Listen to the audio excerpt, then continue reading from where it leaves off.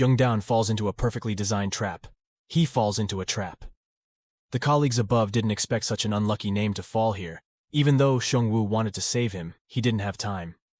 Jung Daeun lost too much blood, but his senses gradually became blurry. Now he wished it wasn't true. It shouldn't be, since Jung Daeun was summoned to this cruel world. This cruel truth started a month ago, when he was summoned to a strange world called a dungeon. He didn't understand why everyone present was confused by what had happened. Some have even speculated that they were hypnotized. A white rabbit came to greet everyone in the dungeon. White Rabbit introduces himself as the manager of this game. Everyone here is invited to attend the game. One of the summons was so angry that he didn't want to hear the rabbit talk anymore. He wants to come back. But because of his temperament, he was the first to die in this game. Everyone is shocked that this is not a dream but a reality. The game has officially started. The dungeon world is not hell, but monsters can appear anywhere in the darkness. Everyone needs to avoid dungeon traps to stay alive. As time progresses, the consequence of carelessness is death. And even the slightest mistakes are sometimes present. It's a case of killing each other to survive because the goal is to survive. The scene at the beginning of the story is when Jung Daeun is on his last mission when he falls into a trap. Jung Daeun sat in the hole listening to the battle. He guessed there were more than 10 survivors since their success. It seems Seong-woo did well. Jung Daeun himself was very surprised because for some reason he wasn't dead yet. Everyone above was still trying to kill the boss monster. Thanks to his efforts, Seong-woo defeated the final boss. White Rabbit appeared and complimented everyone on their job well done. It was amazing, it was unexpected that such a weakling would defeat this terrible final boss. The White Rabbit especially compliments Seong-woo because he's so awesome. He asked if he could finally go home, but he didn't think that this ability needed to be used to be ready to go to the next area. Everyone frantically argued back as he promised if he killed the final boss he would clear the game. However, he slyly said that it was the completion of Zone 1 and the next one was waiting. He apologized for disappointing everyone. But this was the start of the dungeon. The White Rabbit gave everyone the gift of recovering from their injured and tired bodies, and everyone was ready to go to the next zone. Coincidentally, when the White Rabbit gave the ability to recover, Jung Daeun, who was caught in the trap, also woke up and recovered. When the White Rabbit found out that she was still alive, he refused to help her find people to keep her company, because the system was now determined that she was dead. All abilities in the display panel were broken, and reaching their maximum potential. Jung Daeun doesn't want to die. Just like that, he uses all his abilities to find a way out. Somehow, Jung Daeun uses his powers to create food. It had been a month since he had eaten such a filling meal, but now that Jung Daeun thought of this place as heaven, he could avoid the pursuit of monsters. Jung Daeun felt that he could not waste time here, no matter how safe. He wants out. Next to this is a rock wall that is quite high and hard. Suddenly, Jung Daeun came up with the first idea. He would trace and turn in the direction that if he dug slowly and avoided the rock walls, he could get out, though he didn't know if the outcome would be successful. Jung Daeun wants to try, but trouble comes when he digs too much ground with no place to put it. It will bury him alive. Jung Daeun Turun came up with the initiative to put the quarried stones in storage while focusing on digging the ground. Jung Daeun accidentally unlocked a new skill. It was like the first time he knew what it felt like to be able to rip anything apart. In addition to the skill he had acquired as a mud master, it had a function to make it easier to coagulate mud. Jung Daeun was initially disgusted because he never received the same strength skill as Seong-woo. But this skill later helped him a lot in digging tunnels. The White Rabbit came to see if Jung Daeun was dead. Not wishing he could dig a tunnel to escape on his own, the White Rabbit thought he would give up and die. It followed the tunnel he dug and found him. White Rabbit was amazed by the length of the tunnel he had dug. He didn't understand how he could make a food bed and even a table to make a house. He makes a lot of food. The White Rabbit was horrified at what was happening before his eyes, followed by a series of questions about whether Jung Daeun thought it would eat his food, and that he only had fuho skills. He thought for a while, and then realized that Jung Daeun had received a new skill, acknowledged himself, and said that the skill was basic. The White Rabbit laughed. He's a very strange person. Even his first skill didn't help. Even though it was interesting, it turned out to be a waste of effort. It was said that he had to get ready because while he was playing here with some muck, the next player had finished the first phase. Jung Daeun only now saw the problem. He had forgotten the dungeon was being rebuilt, meaning all the tunnels he made would be remade. Jung Daeun had to return to where he started immediately. The White Rabbit was very happy at this time, because Jung Daeun would do it, of course. It couldn't die here.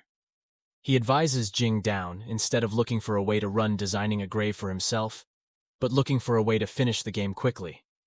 According to him, Jung Daeun is a bad player, and bad players will be regenerated. He was enraged by a set of rules that only had the right to kill players who didn't follow the rules. White rabbits can't just kill players. Jung Daeun was also aware of this problem, so he didn't care about the white rabbit anymore. He turned around to continue his work, but a problem arose, having just re-erected the foundations. In the cave, the foundations were weakening, making the groundwater quickly flow into the aqueduct. The ground rose higher and higher, potentially sinking Jung Daeun. Just in time, he swam in the sea. He found a way. He didn't want to die like this, considering the amount of cleared land in Jung Daeun's inventory. The white rabbit was once again amazed at what it could do. He manipulated the skill to use the entire earth, layered like a mountain, to fill the ground cracks. But the power was too great. It couldn't withstand the pressure of the water. The higher the level of the earth, the stronger the crushed. Jung Daeun tried to make the earth into bricks, and finally, he succeeded in building a wall to prevent water from entering. Groundwater stopped flowing into the tunnel. Jung Daeun thought he was dead this time. In that case, some people would give up and die. White Rabbit scolded Jung Daeun for living like a leech. However, he didn't think so because he had been dead ever since he entered this game. Jung Daeun thanks the White Rabbit for solving the drinking water problem. Thanks to that, once again, Jung Daeun uses his skills to build a lake with a pipe system to prevent groundwater from being a pond. Now he wants to show the White Rabbit something interesting. Jung Daeun uses his skills to conveniently build several more decorative statues. The White Rabbit thinks he is using his skills more proficiently by blocking groundwater. The White Rabbit standing beside him kept saying that this was a useless skill in battle. Jung Daeun called subtlety useless, as the White Rabbit said to finish a pond and a fountain. The system tells if the reward is that there will be live fish in the pond it creates. There was a school of fish that appeared in the pond. The White Rabbit was so shocked that it fell to the ground, completely ignorant of what had happened. Jung Daeun is very happy, because from now on he doesn't have to worry about starving to death. There is clean water and fish. God help him. The White Rabbit, who always walked beside Jung Daeun, shouted not to expect too much. Then Jung Daeun lit a fire to grill the fish. He purposely teased the White Rabbit just by looking at it, made him crave it. White Rabbit doubted whether this was a dungeon. He saw players casually eating meat. Jung Daeun asked the White Rabbit if he was hungry because he seemed to be baking too much, so he was afraid he wouldn't eat it all. White Rabbit wanted to know why he ate it with fire. Isn't it delicious? Eaten raw? Seeing how chatty the White Rabbit was made him feel no regrets at all. Instead, she thanked him because she didn't have to feel lonely anymore. Because the White Rabbit helped Jung Daeun with some ideas, so he got a grilled meat reward. It was a large piece of grilled meat. The rabbit kept screaming, "Don't tease him," but his mouth was already drooling.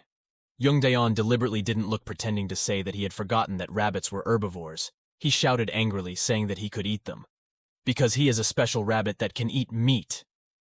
After being full, Jung Daeun went to sleep. The White Rabbit saw him fall asleep, exclaiming that this person is the first in the history of the dungeon. He probably still doesn't know anything about this world. The monsters in the dungeon are always hungry. Don't expect too much in this place of no return, just like the White Rabbit said. A big wild boar, attracted by the smell of barbecue, came to attack Jung Daeun while he was sleeping.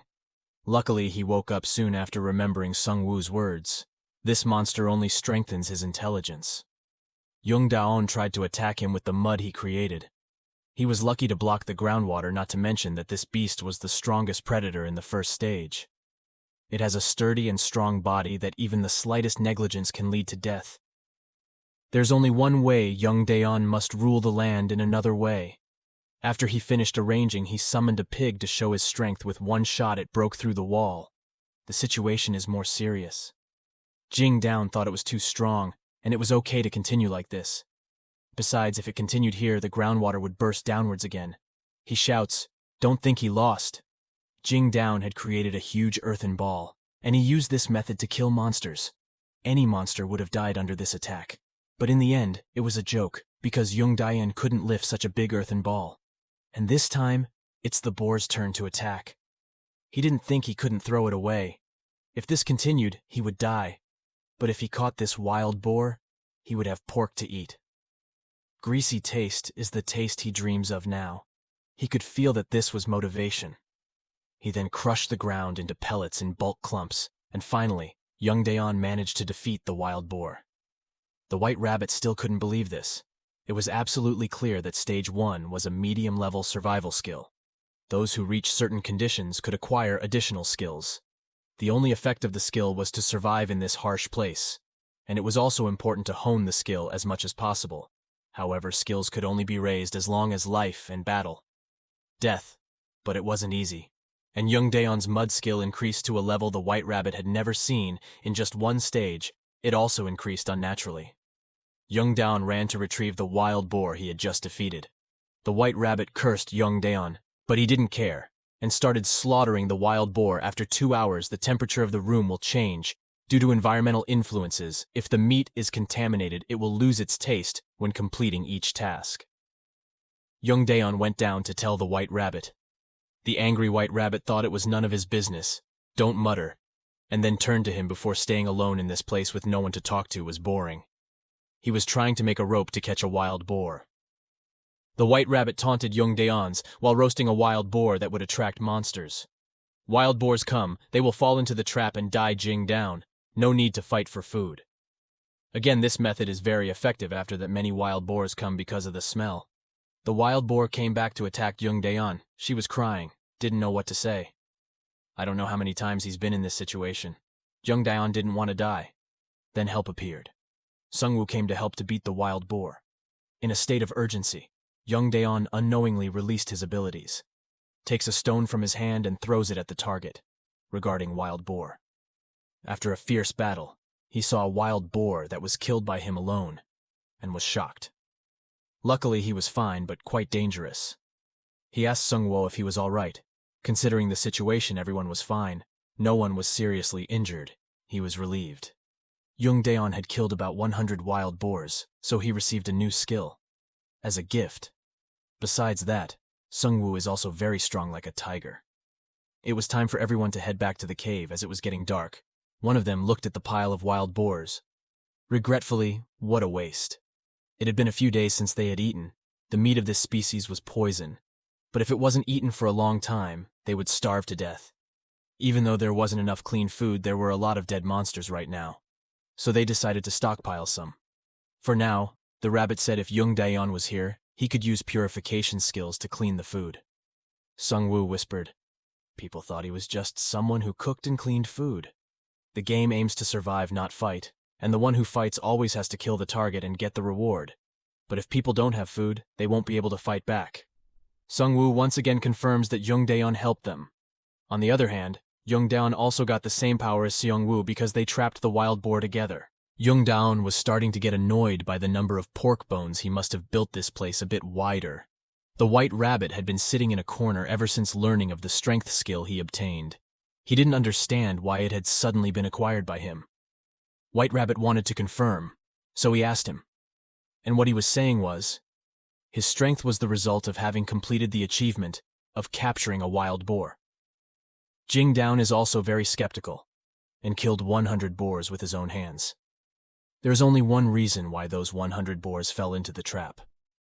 The White Rabbit discovered the matter had gone through several regenerates when reconstructing its population, also refixed, but the total population of boars living in this area was about 40 animals. This meant that even if regenerated, the number of pigs that Jung Daeun killed would still accumulate under normal circumstances. Jing Daeun thought that when he catches another animal, it will still count by this method or cumulative. Then when he catches 100 different monsters, then he will get an achievement. But it's a bit hard to catch that many without traps. The White Rabbit cursed at Jung Daeun because he ate pork every day. If he continued to eat it, he would turn into a pig. A squirrel outside scraping the bone followed the scent of the wall to enter the dungeon. Inside the basement, there are many pork bones left by Jung Daeun. The flaming squirrel eyes felt that this place was too big, following the falling bones, which eventually fell into the bowl that was placed on the sleeping Jung Daeun's stomach. Jung Daeun wakes up to see a happy little squirrel. After months alone in the cave, he finally met the others. He gently touched the baby squirrel's head. He was afraid that he would hit the baby squirrel and afraid that it would run away.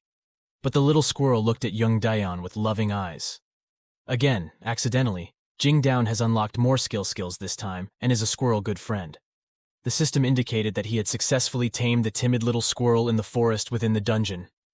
He admired this wonderful relationship. Jung Daeun had never seen such unreasonable accomplishments when he was with his comrades. Before his best friend came, he had no idea what accomplishments he had accomplished. But what matters is that he finally has a friend. Jung Daeun named the squirrel Pokio. He found that the ground squirrels understood what he was saying. Jung Daeun put his right hand on it and told the squirrel to sit down. The squirrel listened to what he told him to do. He didn't understand what he had just shouted, but it beckoned him. Then the squirrel told Jung Daeun to follow him. He didn't know what he was doing, but Jung Daeun followed him.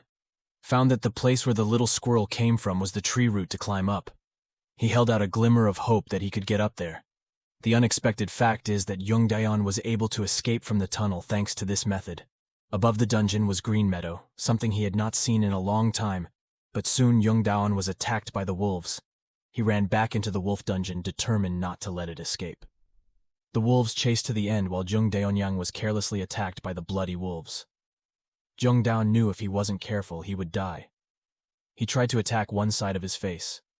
Then Jung Daeun remembered his ability and used his ability to attack the wolves.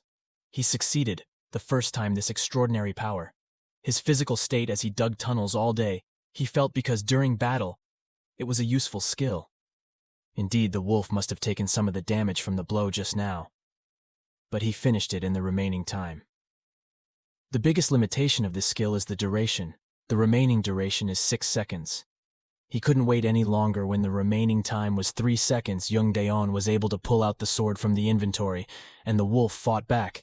At that moment he realized his swift front paw attack was dangerous. He had no chance of winning if he continued to attack like that. When the wolf opened its mouth, he decided this was the last time he would have a chance to attack.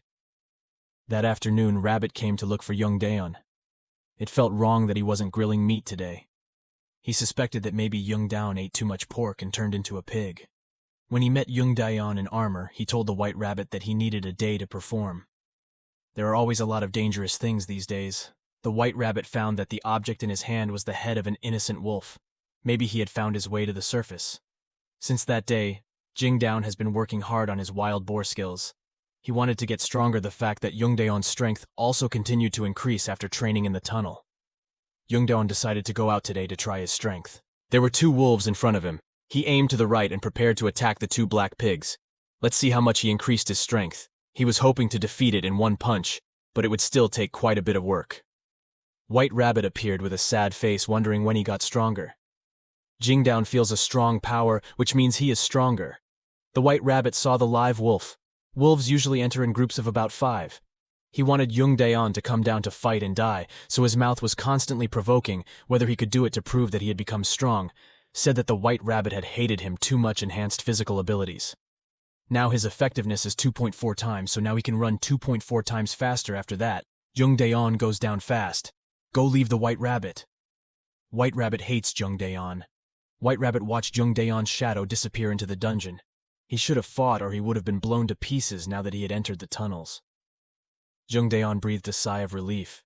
At least they were safe now. The place wasn't so bad. He built 7 tunnels just in case something happened. But when peeking from the tunnel, they saw where the wolf was. As if it had found its target, the 3 wolves were quite close to the distance between them. White Rabbit wondered what Jung Daeun was going to do. He would use the mud pellets he made combined with the power of a boar wanting to stand up from a distance and throw them with a weight of 20 kilograms of mud. Jung Daeun really defeated the wolf this time, but he was not as lucky as before. Jung Daeun ran away and was attacked by another wolf. The White Rabbit was standing outside encouraging the wolf to do well and tear him to pieces. But when the wolf came next to Jung Daeun, he dashed aside, spewing blood. He had just blocked one of his attacks. The horned pig is the highest level entity in the first stage of physical strength, and its defense is incomparable to all other monsters. No wonder it is able to block an attack from a plain wolf. The toolbar shows 6 seconds left with the power of the drill. He forgot there is a time limit, but 8 seconds is enough to take him down. The strategy is very simple. Jung Daeun using underground tunnels, he uses very dangerous guerrilla tactics like talking bushes and clearing monsters and safely clearing wolves. But they start to be more vigilant and follow the herd. Jung Daeun used Poke as a scout, and he was still practicing while the wolf was still waiting above. He became so strong that the wolf could no longer reach him. As before, White Rabbit couldn't believe what he was seeing was unfair. If he really wanted to kill, he could also handle 2 or 3 children at the same time. Jung Daeun's first step was successful, now it's time for him to move on to the next stage. White Rabbit once said that only when killing the boss the game will be finished, but one thing is for sure, he is not strong enough yet to take him down. That means he should find other players to cooperate, but you can't fight alone, even though he is out. He doesn't know where to go now. What is he worried about? Why did the rabbit stop him from finding everyone?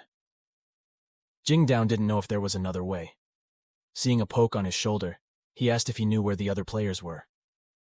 He didn't understand what he was saying this time. Maybe it's a bit hard to Paku, he might still not be used to this forest, but he can't meddle too deep. It just put him in danger. But the thing is, Jung Daeun can't beat the boss himself. Jung Daeun thought it would be better if he built something like an observatory without wasting any more time. Digging the ground to start building first, Jung Daeun needs to lay a foundation in the form of an earthen wall. Is not difficult because he is used to it, of course. Without a binding material like cement, it will collapse very easily. Fortunately, he has a design secret from when he was in the cave. It took about 10 hours to finish the Tower of the White Rabbit, standing in a faraway place, managing a group of new people when he saw the tower. He didn't know what this was. He had never seen it before, only one person could do this. White Rabbit quickly went to find Jung Daeun, warning him to stop building these damn things. Can't stop Jung Daeun. White Rabbit could only find a way to prevent people from getting close to the last step. He wanted to kill Jung Daeun, and everyone with a large group of monsters appeared at the same time. If this happened again, he would die. Luckily, the monsters weren't very smart. He was lucky that Jung Daeun was near the observatory. This rat appeared about 4 weeks ago since this dungeon was created. They are scary monsters. They ate everything and anything that came in their way. Even though Jung Daeun came down to check his calendar every day, he completely didn't realize that today was already the 4th week, so it was time to recreate the replica. That's why people don't not appear on the minimap now. Either they die, or they beat the boss and move on to the next stage. The minimap is a minimap of everything, including humans and monsters, that Jung Daeun received while clearing the tower. Due to the urgency of time, he couldn't wait any longer. You have to find everyone slowly and carefully. For some reason, he was scared constantly, and shouted while on Jung Daeun's shoulder. He assured him that they had plenty of maps, and that being able to avoid the camp would be fine, returning to everyone, even though they overcame all the hardships just to get here. But what greeted them was a huge monster. Everyone is confused how to defeat him. They thought they couldn't even give it a scratch. One of them, who was armed with a gun, rushed over and instantly died at the hands of the boss. This incident made everyone present even more frightened when the boss was about to attack everyone. Jung Daeun came to the rescue just as he remembered what Sung Woo taught him to kill monsters, and started attacking.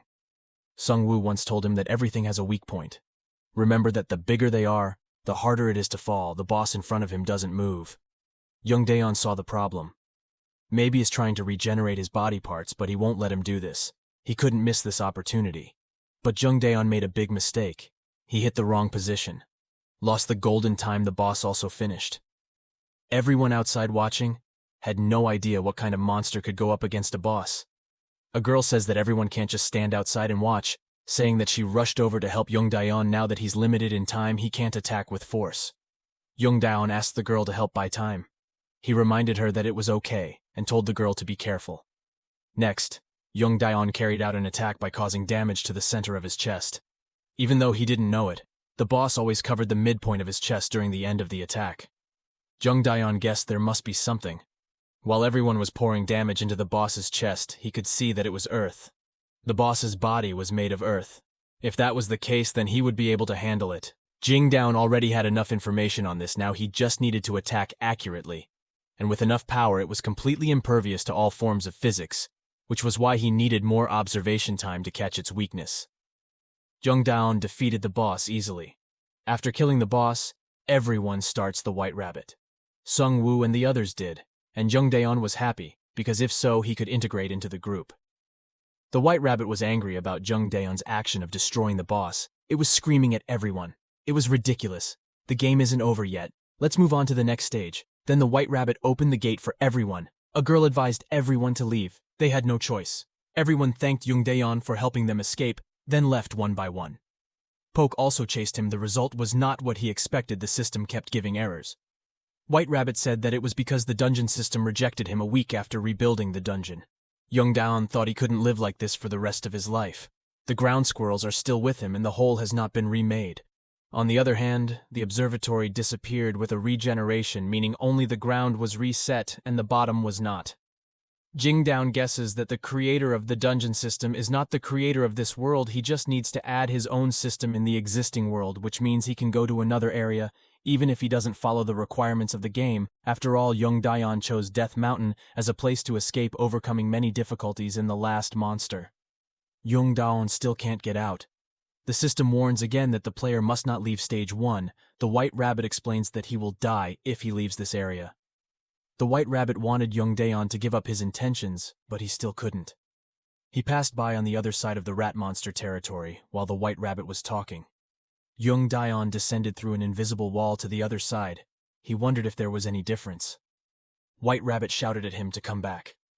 Now Jung Daeun didn't want to come back. He called the White Rabbit. If he wanted him to come back, he will come and pull him back. He found the White Rabbit can't pass through this area. It's a land they can't control. He thinks this place is most likely dividing the world into phases, and he just left the place. Maybe he should check it out a bit to see if this place should reset like the other side. And what about the rats? About 2 weeks until the next reset, he'll try to build some observatories here. As an experiment according to the previous dungeon system, all the things he had built above ground would disappear 2 weeks after the reset started. But if this place didn't reset, then he wouldn't have any trouble with the terrain or beasts anymore, in which case he would definitely find a clue to get out of this place. Jung Daeun checked his inventory, but he received the core of a golem that can make anything before building it. He made a tunnel, because if he built it on a high place, it might attract the attention of many people. Jung Daeun thought that there was no need to make a human-shaped golem. He would create something convenient for traveling within the cave. Easily Jung Daeun first time trying to make an elephant. After several failed attempts, he created a 6-legged elephant that obeyed him. White Rabbit led a group of newcomers to fight the boss. Finally, everyone had reached this place. The final boss of Phase 1 tries and survives to the end, but when the White Rabbit takes everyone where there is no boss to fight. What was left in the room was a pile of mud. The White Rabbit panicked at what was going on, and the boss was gone. He thought only one person could do this. The damn bug again. Connected directly from the Mountain of Death. Jung Daeun took a week to make an elephant golem. It was a good decision on the Mountain of Death. Jung Daeun was contemplating what to make next, now that he had a golem to ride. He should probably make another golem that specialized in attack walk on 2 legs, have 2 arms, so it could carry some heavy objects. Jung Daeun finally created the monkey he wanted to test his strength against a bunch of rat monsters, and started attacking.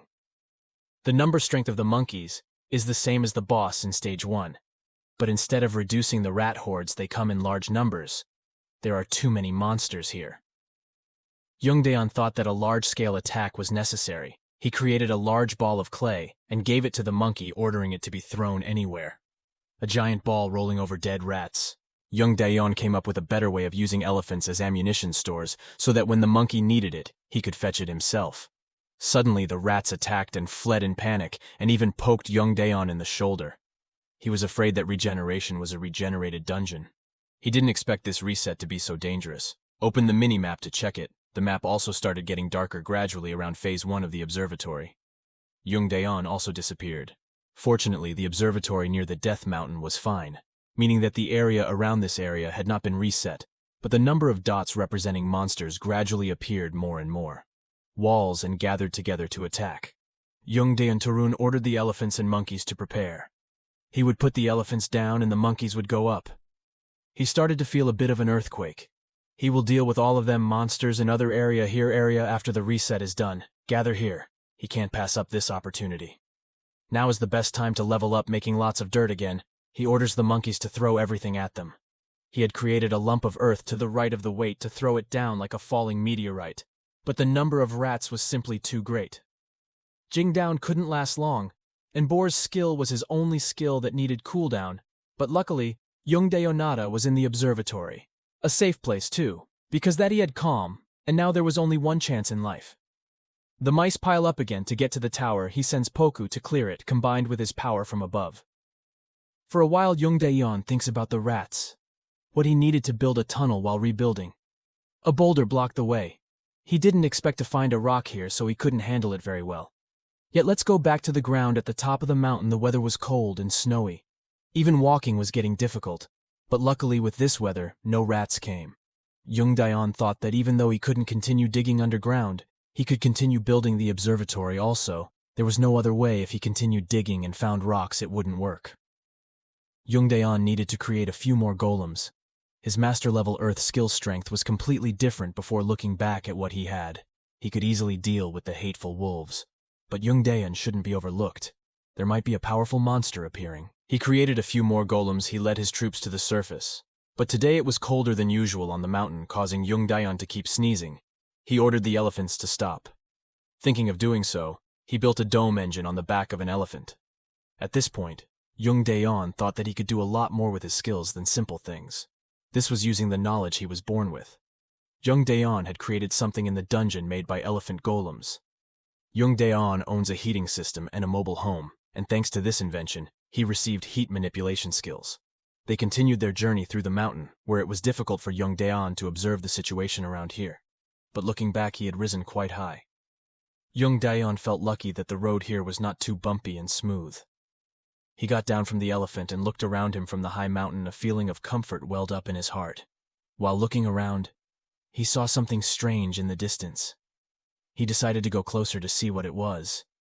He had no idea what area this was, why it was here, and the white rabbit had never said anything about this building to him. He felt that this place looked a lot like the relics he saw often, but even Rabbit didn't know that meant it was built in the past, so this place was a place that pre-existed before dungeons appeared. Jung Daeun didn't know what to do, nor did he know if his guess was right. He stepped inside, then was attracted by a strange statue, he thought. The ruins of the statue looked like they were made of stone, even though the stone looked very strange, but was kind enough to make Jung Daeun move closer to get a better look at it. He was suddenly attacked. He didn't expect that he would be alive in an emergency. He could only summon a monkey to help. The two monkeys that were charging at the two were blown away by this stone statue. Jung Daeun could do nothing but find a way to run. He ran near the mountain of death and stopped to rest. Their attacks had absolutely no effect on the stone statue. Jung Daeun felt lucky to only lose one golem. Since he couldn't find it on the map and since this was outside the territory, it couldn't be the final boss's room. Jung Daeun thought the ruins must be the reason why rats dare not appear near you. Sure, there is a secret here. He will find it a month later. Death Mountain Peak in the land is filled with boulders. There is a moonlight sculptor, Jung Daeun, after tasting defeat by a mysterious monster. He had prepared his moment carefully about revenge, and to explain what happened, we go back to a month ago. Someone accidentally dropped him. He had come here to make more golems, but he didn't expect to find such an unexpected item. The cruel truth he had learned from the previous game was that Earth couldn't win against rock. He needed a weapon powerful enough to match the statue. The number of golems and get stone-crushing skills. King Jung Daeun learned how to use this skill to destroy the earth combined with skills. The newly acquired stone, even though it was the same material, what he had just made more difficult seemed to have turned to stone. He needed to crush more rocks as they were, and regenerate them with the destroyed earth, but he and the golem would lose if they fought one-on-one, and since these monsters could fly, it was hard to find a favorable environment in an open field. But if he turned it into a head-to-head match, there would be a fluke, but if it rose into the sky, he wasn't sure. He couldn't think of any approach to it. He even thought that making a tunnel with his current rock-breaking skill would take a year. He suddenly got an idea. From the beginning, he designed the golem to be an elephant, but because he needed it to be a monkey now, what he needed was mobility to fight enemies, so problem solved. He only needed to make the golem possessing that ability. Jung Daeun turned around to poke. He and talked about his intentions. A new design for the high-mobility golem, the Ford Taurian golem, was born along with the new steed golem. He turned his elephant into an ostrich, now that he has successfully built a cavalry team. He was the one who set up the formations and guided the golems to fight. In this battle, everything is in his hands. Eventually, he caught it, and his rock-breaking skills through this battle increased to level 4. At the same time, a monkey came to find the white rabbit and asked if the white rabbit was okay. This monkey baboon is the manager of the dungeon manager, level 2. Stage 1, Stage 2 is a baboon, so it can be said that the baboon is the owner of the second dungeon, one level higher than the white rabbit, and unlike the unknown baboon is the name in it. White Rabbit scolded why this ugly person had come. He still greeted warmly, asking why he came to such an ordinary place. Baboon asked White Rabbit if he did a good job. The confused White Rabbit didn't know what he was talking about.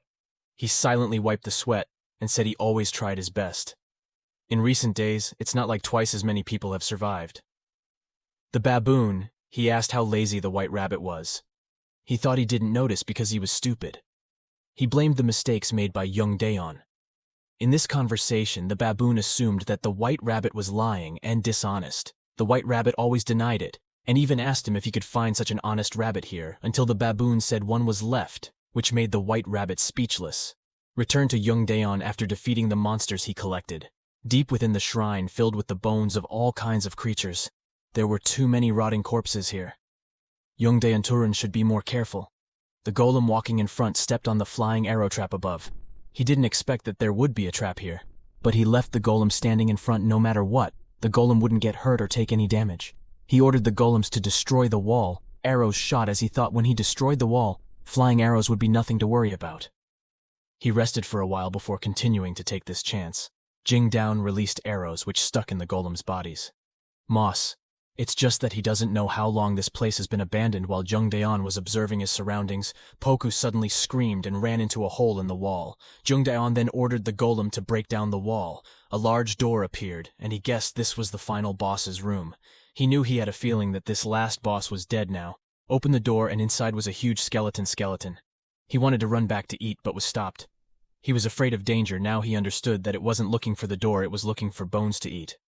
The system announced that since he had passed all the challenges, his reward would be to inherit this dragon tomb as the owner of the mausoleum. He would have many room systems saying that this was a rare quest, and he should be honored to accept this quest. In fact, this room system would soon die, because having only one soul was the only thing, but could feel that this life would end soon, understanding the situation. But he had no plans to stay trapped in this place. The reason he refused was because he wanted to go home. It was a place he thought about every day. Jung Daeun is doing everything he can to survive in this remote place. The system says that if that is the reason, then he has more reasons to inherit this dragon mausoleum. Once he becomes the owner of the dragon mausoleum, he will gain the dragon's power. It contains the power needed for him to reach his goal. When he gains the power, there is no place he can't go. Even in another dimension, he can still go, however, when creating a portal. He would need a sacrifice, which the tomb system had told him that he was currently the entity destined to become the scapegoat. On the other hand, the white rabbit is cut off by the baboon taking on the task of finding him, because he was originally a scapegoat that had to be destroyed. The white rabbit followed the trail he left behind to find Jung Daeun. Jung Daeun tries to use his ability to open the gate. The system tells him that in the meantime, he won't be able to go anywhere. He felt the need to create at least 2 portals to be able to teleport between them. This was a matter of level 1, after he had mastered the skill. So wherever he wanted to be, Jung Daeun summoned the space portals. The gates linked together. Now that he entered one gate, he might be able to get out. He tries to follow the words of the system. Yes, he pokes. He sees that and does the same thing, but it doesn't pass. The system reminds him he has to let him through. Jung Daeun felt great that if that was the case, then it would mean he would be able to summon golems anywhere, and it would be better for him to use those gates to escape when in danger. After all, it wouldn't be bad to use them anyway. The system is called Alpha. Jung Daeun asked Alpha to go outside for a while to feel comfortable. Outside there was a cloud-covered land. Jung Daeun wondered if Alpha knew what Alpha was. Alpha didn't know because she was only interested in being in the tomb. Jung Daeun was a bit nervous and saw it was called the end of the world. But looking like a flat area, he started to use his stone-crushing skill to build a ladder down below the tomb. The system stared at him with surprise after surprise. The white rabbit is on its way to find Jung Daeun. He was very tired and hungry. His health and satiety stats were dropping fast, but there was still a long way to go to find him. White Rabbit didn't know why he had to live in this cold and hungry and very tired form, how long it had been since his salary was cut. He only has one right to kill, while at the beginning of the game, river energy that is obtained from using the right to kill will be given to the manager. However, his current appearance is due to Jing Dao's mistake. The white rabbit was almost eaten by a rat. He was very scared and lost his strength more and more. His strength would disappear, and the rats would treat him as food. The stats dropped again, rendering the white rabbit unable to fly. At this time, the white rabbit realized that everything was over. A large number of rats ran to attack the rabbit. It had to find a place to hide. The white rabbit quickly ran to the tower that Jung Daeun had built. He used the last of his strength to fight, even though the white rabbit looked rather weak. It was the manager of the first stage. The White Rabbit's master plan was to drag the rats up to the top of the observatory and defeat the rats one by one as soon as they exited the narrow passage thanks to his superior tactics. The White Rabbit had the advantage as a result, the White Rabbit defeating the rats, even though the rabbit had lost the ability to organize. However, all of the White Rabbit's stats quickly dropped to one no longer having the strength to continue the battle. As soon as it fell, it was saved by Jung Daeun. When the White Rabbit wakes up, there's a pile of food in front of him, but can only eat with the condition of betting Jung Daeun. When the White Rabbit finds out that Jung Daeun is the successor to the Dragon Tomb, he is very surprised. Jung Daeun accidentally becomes the owner of this tomb because the White Rabbit is an experienced person, so he chooses to be with him. White Rabbit, holding a bag of potatoes on his lap while eating and calling, had a very strange taste, asking the manager why he came to this place breaking the rules of all kinds of miscellaneous things. The White Rabbit frowned and told everything that had happened. First stage management had changed. The rabbit said something about a baboon, but the main issue for Jung Daeun's concern was whether the White Rabbit had come to catch him. White Rabbit heard him ask and said quickly decided, then, we'll join Jung Daeun. This is an opportunity for the two of you to collaborate on hearing this. Alpha wants to join the conversation. He heard the mention of Alpha as he was surprised it was clear the dragon symbol was this Earth Day tomb. Alpha told them to go to the altar first. The rabbit panicked and asked if he wanted to sacrifice it. Alpha said it was a stupid rabbit. Don't poke your nose. Jung Daeun explained to the White Rabbit earlier that he was also surprised. He was sure he would be even more surprised when he went inside. It was right the room where Dragon's skeleton was. After the White Rabbit had finished eating and had his fill, the White Rabbit was appointed middle manager. It was great that the system said, acknowledging the White Rabbit's experience, which was more worthy than his previous position. The White Rabbit promises to show loyalty to its owner. On the other hand, the baboon ponders why he suddenly lost connection with the White Rabbit. White Rabbit loves Jung Daeun's potatoes, so he keeps asking for potatoes. Jung Daeun kept calling it potatoes, so the White Rabbit ate it voraciously. Jung Daeun said, if you work, you can live if you eat. White Rabbit is forced to adapt. Only the warm room is called a fireplace, and can be used for farming or cooking poke rice, nowhere to be seen. White Rabbit asks Jung Daeun if he will throw it away when he pokes you, hearing that he looks angry. With Jung Daeun's playful expression reminding them to have a habit of saving money, but doing so will hurt the golem. The scene made him think of a good act. He sent the White Rabbit to come and had a job to do. He ordered the White Rabbit to collect the bones and crush them to fertilize the plants. Using them as fertilizer would be very effective. Living with Jung Daeun, the rabbit is much more difficult. But the rabbit also has fun times. For example, Jung Daeun invites the rabbit to eat delicious food that the rabbit has never eaten before, including the use of the meat of a one-horned wild boar. In Stage 1, ruins the baboons surprised that the final boss can be found. The sight in front of him right now was the pile of golem core mud that the White Rabbit and Jung Daeun had just obtained from the final boss. The White Rabbit was happy when the baboons were eaten. After completing the task, the White Rabbit had set up a gate for the owner. Both of them walked through the gate to the system mausoleum, reminding two people of wasting life energy while Jung Daeun went to the forest for nectar. He saw a group of adults bullying young people boy. But he was inconvenient to help. A few moments later, they were attacked by a mob of monsters. Even though the Dark MDs were the weakest beasts of the dungeon, they were very cunning and vicious. If he looked down, it would eat people like he was chewing a blade of grass, forgot the way. But a chance to break free self has come. Since ancient times, humans have always found hidden strength within their body when facing difficulties or challenges, thereby regaining their life from death. Jung Daeun thought like Sung-woo while he was still lost in his thoughts. A boy fell on his lap. It was a boy who was bullied before. Now he was always screaming for help. With Jung Daeun quickly defeated the monsters surrounding the boy. But after the battle, he was very short on sugar. Luckily, the boy took out a lot of cookies and carbonated soft drinks from the bag. Jung Daeun was shocked and couldn't believe his eyes. With a life as difficult as it is now, boring in a necessary place like a cellar for sweets. It was something that helped him relax, but there was a pity that he was always hanging on to materials, so Jung Daeun's recent interest was in finding materials. This was why he had listened to the White Rabbit going to this forest to find nectar after rescuing the boy. The boy always followed him. Jung Daeun threatens that following him will be dangerous, but the boy follows as he says. Jung Daeun knew that the kid went to the shop when he was called, so he had a lot of candy. Oh, Dawnman saw Jung Daeun go down, build a house in the blink of an eye. The kid admired like skills in the blink of an eye. It made a building down, explained that it's not the same as the skill collecting skills. But until now, Dongman still don't know what the kid's skill is. Jung Daeun helped him find the information board.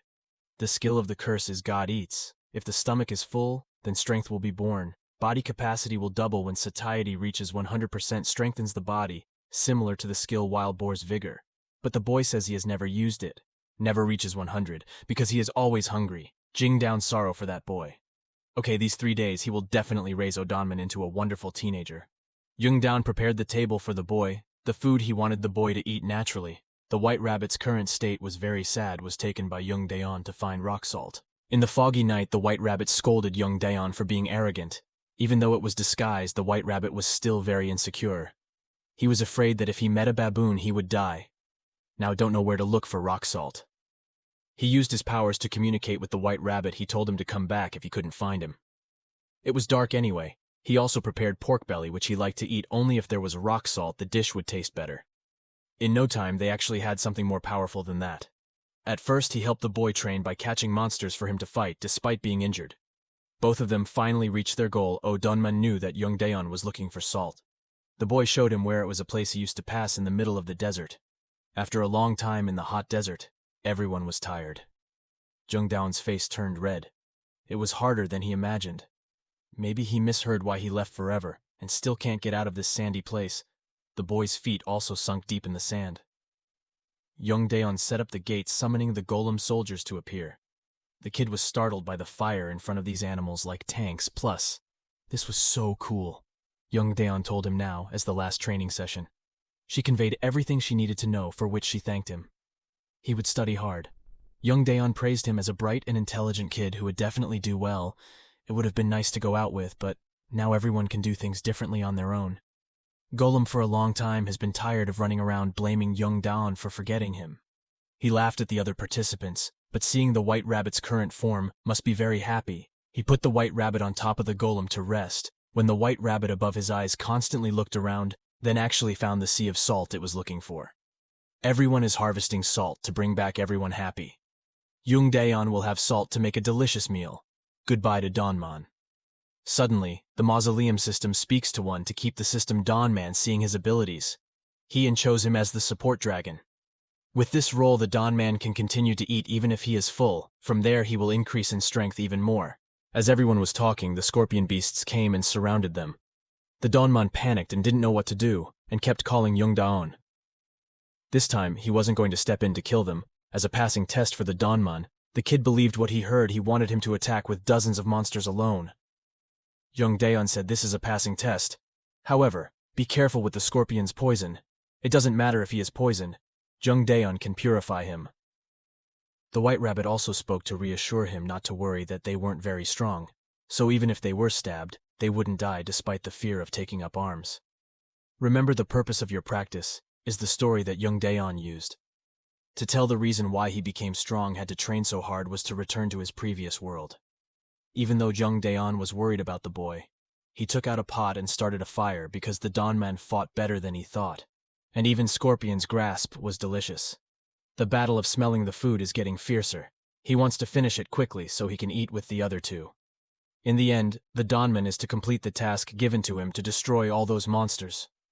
Donman passes through the exam in forest. Starting there will be a nearby tribute so he can join them. Jung Daeun gave the boy a scarf as a parting gift. The child was leaving, and she missed him a bit after leaving. He will know that there is no better place than home. The white rabbit asked Jung Daeun if he really considered this place home. The system wanted him to treat this shrine as a home. He started working time to do some homework while observing System Alpha's new owner deduces that a boy named Jung Daeun has become the new owner of Dragon Temple. He doesn't know if he's a great character or not.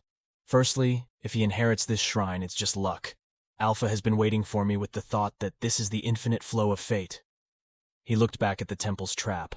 After a long time, Jung Daeun's highly concentrated image was a truly awesome baboon. On the other hand, felt that not only the boss, but also the one-horned boar were seriously reduced. But he didn't know the reason why life energy needed quality over quantity after training survivors with monsters. The effect might be better. He thought those who cleared stage 1 in such a bad state were useless people. Maybe he should come out first on the opposite side of the Death Mountain. Jung Daeun was working hard on making a ladder. He stood on the overhanging cliff feeling like he was playing an adventure game to prevent unexpected accidents. Jung Daeun accompanied the ostrich golem. He regularly went up and down to cut the cliff. Suddenly the system indicated that he had entered stage 4. Jung Daeun was flustered, but was quickly enveloped in the mist. He almost lost his life due to the poisonous mist. Luckily the golem saved him. He put on a mask and wanted to go downstairs to see the situation Alpha asked about how to cross thousands of poison clouds with just a piece of cloth. Of course he didn't use refining skills to get a simple mask. Of course what he did was not just a job that started with a big heart. Among the skills called purification, when the level reaches a certain standard, it will be able to gain experience with poison, but at some point, the pesky skills that will be removed will be fixed. At this level, it was a situation where one had to work hard, so he had no choice. Due to the increasing number of poisonous clouds, the simple gas mask he wore as an effective method of protection, but also had the real purpose after that, was to directly purify the poison cloud purify. Then he cut the rock. He kept repeating these two actions over and over again. Maybe for someone this is a very difficult job, but Jung Daeun didn't feel that way. He finally cleared the sea of poison clouds in front of him. There was a wide view. He was enjoying watching the birds flying there. Was an eagle in the distance flying towards him, suddenly attacking him. Luckily, the ostrich ran fast to escape then. While Jung Daeun got off not noticing the eagle following the stairs he built to the stage he was living in, it went to the dragon temple and destroyed the temple. White Rabbit was looking for some grass, and when he saw a fire in front of him, he quickly told him. Jung Daeun gathers an army of golems to prepare to attack. He controls the golems to shoot bullets, but their stamina is too great. The bullets have no effect on him. White Rabbit advises him to find something sharp for those with a lot of stamina. It's the best thing to handle them. Jung Daeun descended, searching his inventory for the iron skewers combined with the attacking aura of the boar. The iron skewers hit the eagle's wings, but then fell again. Indeed, Jung Daeun's strength was still lacking, but the eagle was even more aggressive than before, returning to the temple without attacking it back.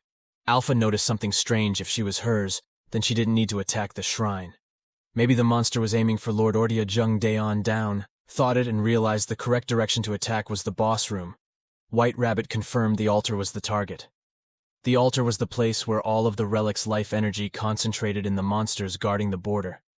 Instinctively coveted life energy after determining the direction of the monster's attack. Jung Daeun quickly used an ostrich to go there, leaving behind the rest of the golems. The White Rabbit used the potato field he planted earlier to tie up the monster's legs next. He built a wall at a long distance, hard to achieve high damage, but this distance was enough for him. Jung Daeun used a shard from the temple as a trap to attack the monster. A series of arrows flew out of the wall and shot at the monster, but Jung Daeun didn't expect that the number was limited and needed time to reset. If he continued like this, he would definitely die. While listening to Jung Daeun say that there was a possibility that he would die in this battle, Alpha was worried that he would not be able to protect the shrine to the end. During his evasive move, he made a wrong move, and luckily got crushed by the monster. The White Rabbit led the formation of the golems just in time when one of the monkeys reached out and caught it just in time. The White Rabbit apologized to Jung Daeun for being late. Jung Daeun ordered the golem soldiers to leave wearing wings. The monster wings that the other two were about to wear at Jung Daeun's feet, and the others focused on one point. This time it really failed. He was also swallowed up by the monster in his mouth. The pitiful White Rabbit didn't believe the truth, but right after that, for some reason, the monster let him go. Jung Daeun then screamed and flew away as the monster wanted to eat him. He took it out of his inventory and threw it in his mouth, knowing it was rock salt. He thought it was pepper, but he didn't expect it to jump when he met salt. He then told the White Rabbit how he went to stage 4 on the cliff, how he met a monster there. Even the White Rabbit didn't know it was stage 4. Underneath, if the poison cloud resets, it's fine, but if it's poisoned before reset, it's hard to answer Jung Daeun's thoughts. For example, if it gets here again somehow, he has to quickly build up a defensive method first. Jung Daeun needs to reset something that is the defense of the temple, but since the life energy has decreased, it's very hard. Jung Daeun, wondering what to do next from Jung Daeun, knowing that the baboon has the ability to channel life energy into the altar. He made the decision to go to his shrine to rob the altar. The White Rabbit couldn't believe what he was hearing. What exactly is he talking about? Jung Daeun determined that the White Rabbit heard correctly, that if it was a place where the temple's life energy was concentrated, it was like a battery of life energy. They would come and take everything and make them wait. The White Rabbit thought if there was no altar, the baboons would be a really sad good idea. Jung Daeun assigned the task of pouring oil and setting fire to the surrounding area to attract the baboons to come. Now the white rabbit did it, and he didn't expect it would one day come out like this. He thought of how to start a fire to lure the baboons out of the temple according to plan. When the fire was lit, the baboons immediately ran there. He didn't know why strange things kept happening. Jung Daeun took the opportunity to sneak into the temple to carry out his plan. He didn't expect that what he was looking for would be revealed right before his eyes. Maybe it was because he was the final boss. He saw a sparkling purple gem on Alpha's altar telling him it was life energy. The altar has been modified to be able to use strengthening magic without having to become a mage. Although Alpha doesn't want to admit it, this is the method the dragons eventually came up with to restore this altar. Jung Daeun opens the gate for golems to come and take it undetected. He also destroys this shrine. After robbing the altar, Jung Daeun gets down, not knowing what to do next. Alpha reminds him to offer the gem as a sacrifice first. If that's the case, then he won't be able to use the energy Alpha word booster. As long as you absorb half of it brings gems to Artie's altar. He wondered if it would come back to life, but this wasn't enough, as the life energy wasn't fully concentrated here though. So this much could help them restore the shrine. Starting with the repair of the shrine, the tool panel appeared, and he got his first achievement appeared. When he destroyed the ruins now appeared again, but strangely the prize is not there. White Rabbit laughs that everything related to Jung Daeun is broken. Once again the toolbar appears. He had obtained the achievement of Explorer of Ruins. His reward was the transfer of ownership of the altar. Alpha rejoices that the altar of death has turned into an altar of life. The altar is now theirs. They are very happy that after a while they have finally completed the renovation of the temple because the monster might return. Jung Daeun set a trap to wait for it to arrive. The White Rabbit and Jung Daeun had reached the cliff he cut. They needed reinforcement to deal with the increased monsters. Was an ability based on the number of shrines he had, and it came with his choice of options. But the life energy used also meant that the stat increase also increased the reinforcement. The target that Jung Daeun chose was an arrow trap. Then the real monster appeared as Jung Daeun had predicted, with the enhanced arrow trap prepared beforehand. The monster this time was injured by the arrows, then followed the cliff to climb up, this time being poured hot oil by the White Rabbit. Upstairs, the White Rabbit tells Jung Daeun that he has caught him, and he wants to come down to see him. Jung Daeun needs the White Rabbit to make sure that he is dead. If he doesn't die, he will come back. If he comes back, it will be his soul. Jung Daeun praised the hard work of strengthening the rabbit, actually much more effective where Jung Daeun was cutting the mountain. Suddenly a deep hole appeared in it. There was a gap that gave off a light inside a dark cave emitting light. It seemed they had to go there. So Alpha reminded him to don't take it lightly. He could already see the danger lurking. Without finishing the sentence, Jung Daeun summoned the golem. He really didn't try to listen to it, so Jung Daeun went down through the gap and found that the light emitted was something circular. Looking further, he saw a monster lying in a pile of glowing things. Apparently the White Rabbit said that the monster is immortal. He can't die. This damn rabbit gave Jung Daeun such a headache because this monster is immortal, or why can't he die there? The White Rabbit didn't realize a dangerous situation was happening here. He wanted to get down to show off his achievement to him and claim the prize of the barbecue. When he reached the place, he saw the sight in front of the White Rabbit's eyes, which was very scary, seeing his prize which had not been seen. The White Rabbit was being scolded by Jung Daeun. He can't do business properly. Jung Daeun opened the gate to go to the side of the perfected trap. He put the gate here and the gate right on the trap for the flying arrows to attack the monsters. This time they really succeeded in killing the monsters. After killing these monsters, the toolbar Jung Daeun continuously showed achievement, the Eagle Hunter achievement. The reward is to be as brave as an eagle. The second achievement is to find a flying bird with arrows. The next prize is to see the target in the face. Although this is not a combat skill, it has to be tried once down. When holding the up arrow to fire, the dot appears for him to see that the white object appears to be the place representing the firing point. Jung Daeun's archery technique wasn't very good. As soon as he became proficient, it would be invaluable to use today. They both had a big feast of Griffios. The meat of the eagle is a combination of a bird and a tiger.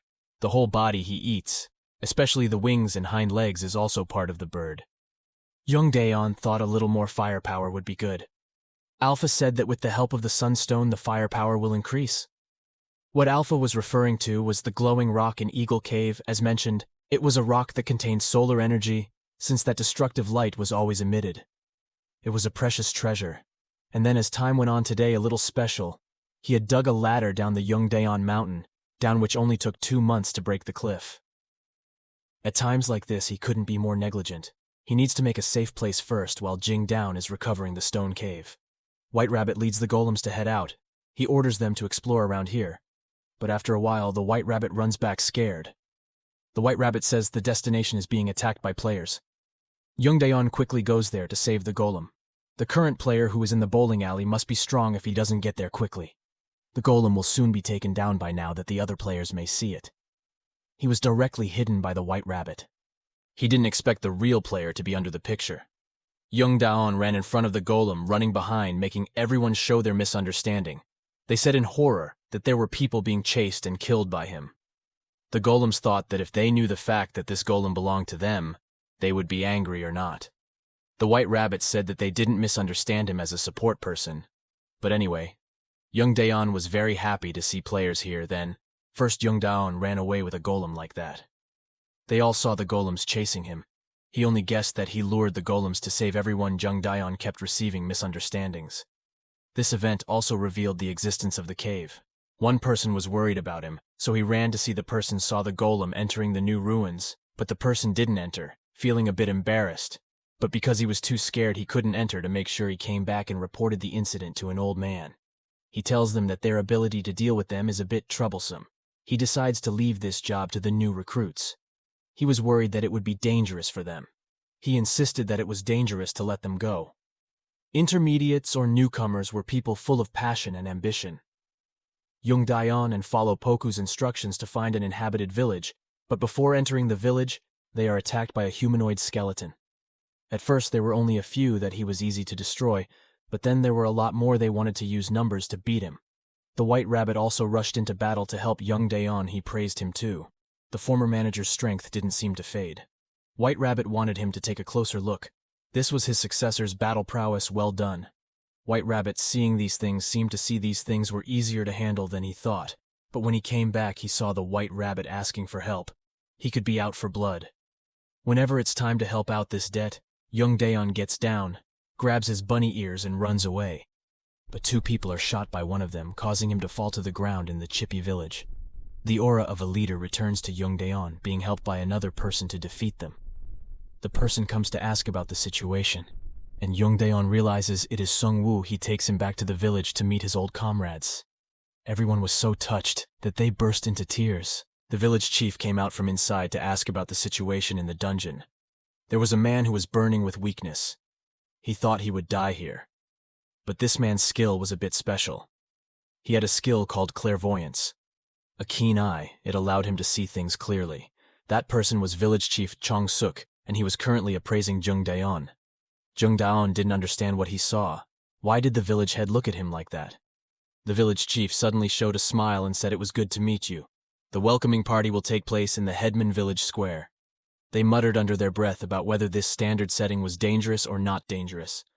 The arrangement is a bit ambiguous. He wants Seong-woo to be there first, he will come later. The White Rabbit appears to tease Jung Daeun, who seems to be meeting his comrades now after being away for days. She was crying, her nose and eyes were wet, so she seemed to be in a better mood now. He thought this was not the time for nonsense. He should focus on observing this village. For a moment, Jung Daeun was curious that this weak bamboo fence could also stop monster attacks. All of these dilapidated houses seemed to be deliberately careless. White Rabbit said no, that the stage can't be captured on time. Punishment will come. Picture 1 in stage 1 of being attacked by a bunch of rats. Punishment of stage 4 is lack of food. Absolutely nothing to eat. Even the ingredients won't be available. In the square, village head gathers everyone. He welcomes Jung Daeun to the village. When he stands next to Jung Daeun, he sees that he has smooth skin and round appearance, proves that this boy brought lots of food by welcoming him to the village. He wanted to say something when he was in the community. He had to share food with everyone. Of course not all, so don't regret it without thinking much. Jung Daeun brought illegal eagle meat to everyone. Everyone there was shocked and horrified at Jung Daeun. The village head deliberately misled people that he took it when he was about to die. He was afraid that he would threaten his village head that night. Jung Daeun returned to the tent with Sung-woo and the others. For a moment, he couldn't stand this place with no blankets, no shoes, or cramped and dirty tent. After finishing data entry, Jung Daeun launched life crafting mode. He used floor heating skill, now bidding farewell to cold. Everyone in the tent is very excited. Jung Daeun says it's too early to be surprised at this time. Special route officially started. He makes tea for everyone to use. This is tea taken from the leaves of the scream just before morning. A boy in the team is happy, didn't expect there will be a day where he can drink tea. Here the noise of the tea ceremony breaks the silence of the tent, and our Jung Daeun tries to protect them. A flash of good memories secretly gives him strength. Jung Daeun doesn't want people to remember the broken basement, he wants people to remember the happy past. The white rabbit suddenly ran out screaming to stop it too much. What everyone saw was not right. The leaves screamed, it caused the dirt inside the body to flow out through tears when everyone saw the white rabbit. They drew their weapons and prepared to fight. They shouted this name, the supporters didn't lose a finger here. Luckily, Jung Daeun stopped them in time. Jung Daeun explains to everyone what has happened to him so far, from being able to make things out of the ground, to making rabbits his ally. Seung-woo asks if they can become dragon emissaries like him. Jung Daeun also asked whether it was true that Seung-woo had been living well recently, as if he had just discovered something extraordinary. He opens the gate, taking out all his food reserves when he has a chance to remember that Seung-woo wants to be the messenger for the dragon. Alpha asks if he will tell everyone that they will serve. Lord Ortia Jung Daeun asks in return if Alpha is capable. If he has that ability, would definitely come in very handy in this dungeon. Seung-woo also begins to convince Alpha that good communication might reduce the threat of the enemy, while the gate's ability can help him manage his comrades who are left behind. He didn't want to experience the feeling of losing comrades again. Jung Daeun was deeply moved by those words, but Alpha refused. Most likely, of course, the conditions were necessary, but the biggest problem here was the limited number of people receiving the current capacity. Dragon Messenger could not add people indefinitely. When he needed to do it one more time, everyone gathered in the hall, provided by the village head to distribute food from Jung Daeun. Below, he shows off his professional knife skills, making beautiful cuts of meat. Even he thought that even though it was a bit heavy on the body, the show was quite popular among the masses. Jung Daeun also expressed his admiration for his performance.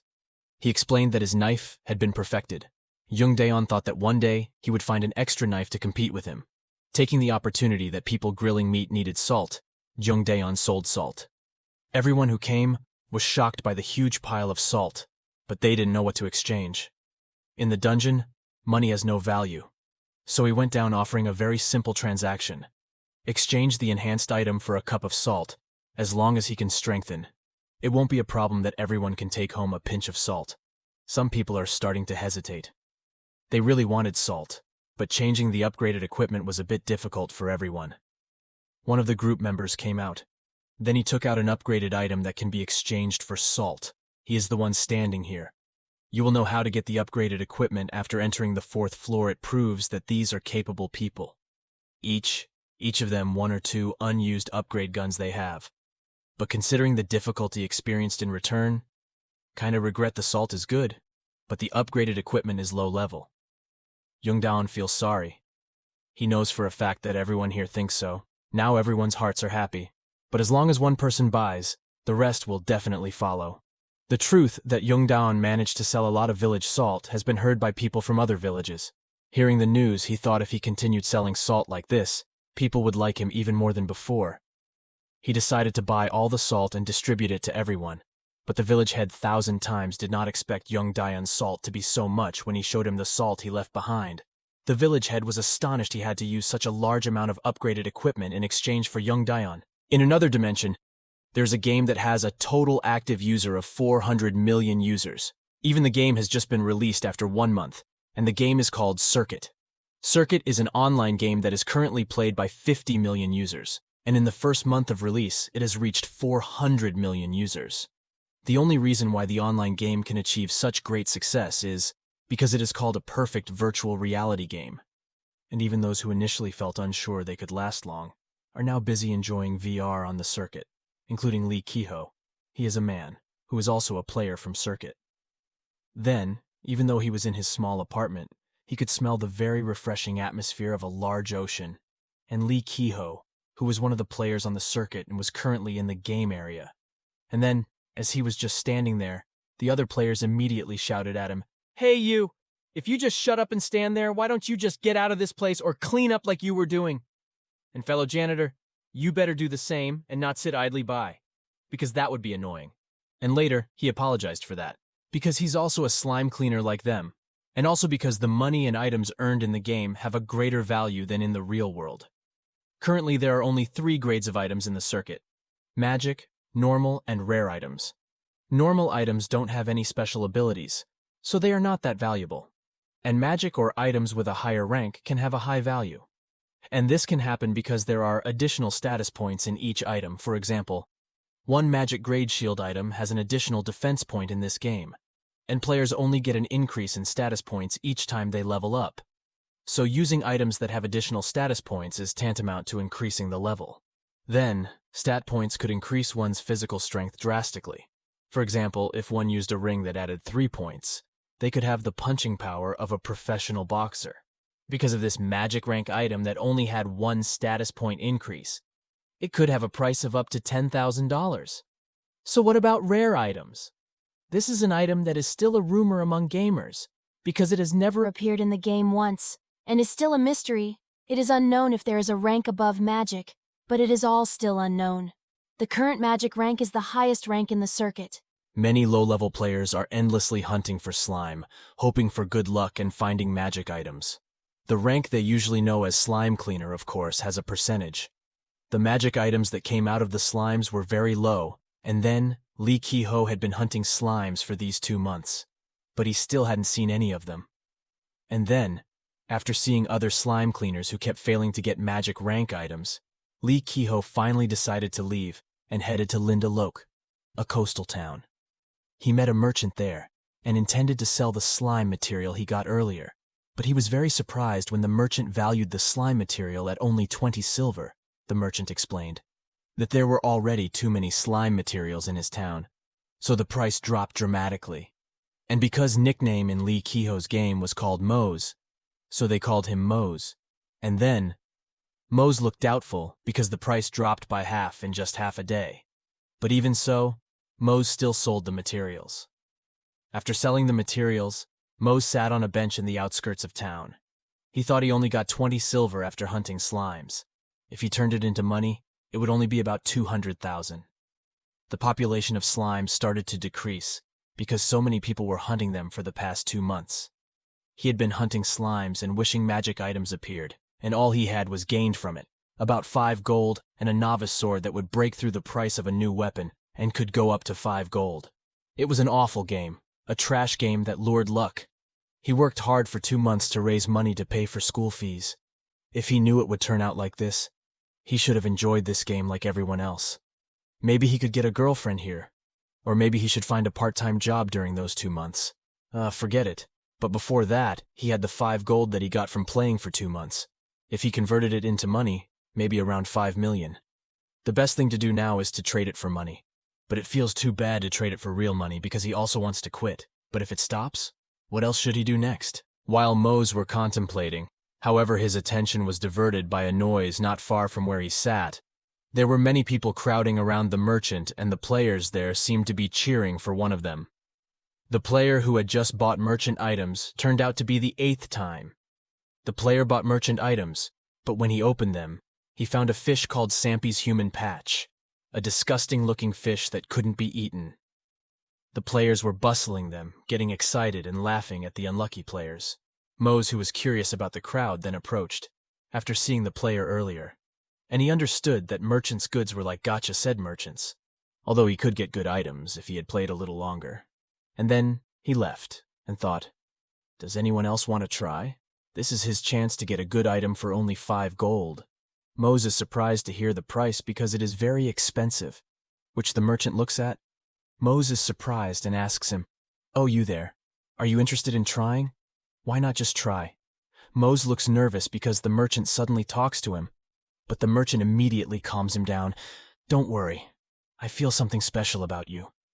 I can see that great fortune flowing within you. I've been waiting for someone like you to come." Heard that Mose was almost swayed by the sweet words of the merchant, but the player next to him told him that the merchant had said the same thing to the person before him. Mose's expression became flat, but the merchant burst out laughing. But Mose thought, well, I guess it's okay, and he finally bought the gotcha item with his 5 gold. A few moments pass, and Mose, who is relaxing in an inn, is seen staring out the window contemplating what has happened. Luckily, he was able to escape from the people who shouted at him after buying things. He spent the rest of the money to rent an inn. He felt a bit sad because it was his last day there.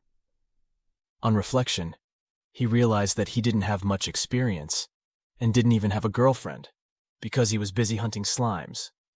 Mose decided to open the gacha item first and then quit the game. When Mose was opening the item, he was surprised by a slightly different color coming out of it.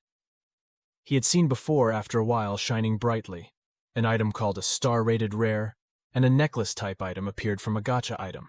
This item increased strength by 7 points, vitality by 4 points, dexterity by 4 points, intelligence by 3 points, and also increased HP regeneration per second by 17.7 points, and HP regeneration for party members by 4 points.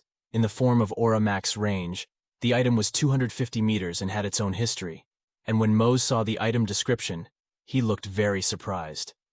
Then, seen here is a streamer named Ji-hyun, who is the second-ranked TV circuit streamer in Korea.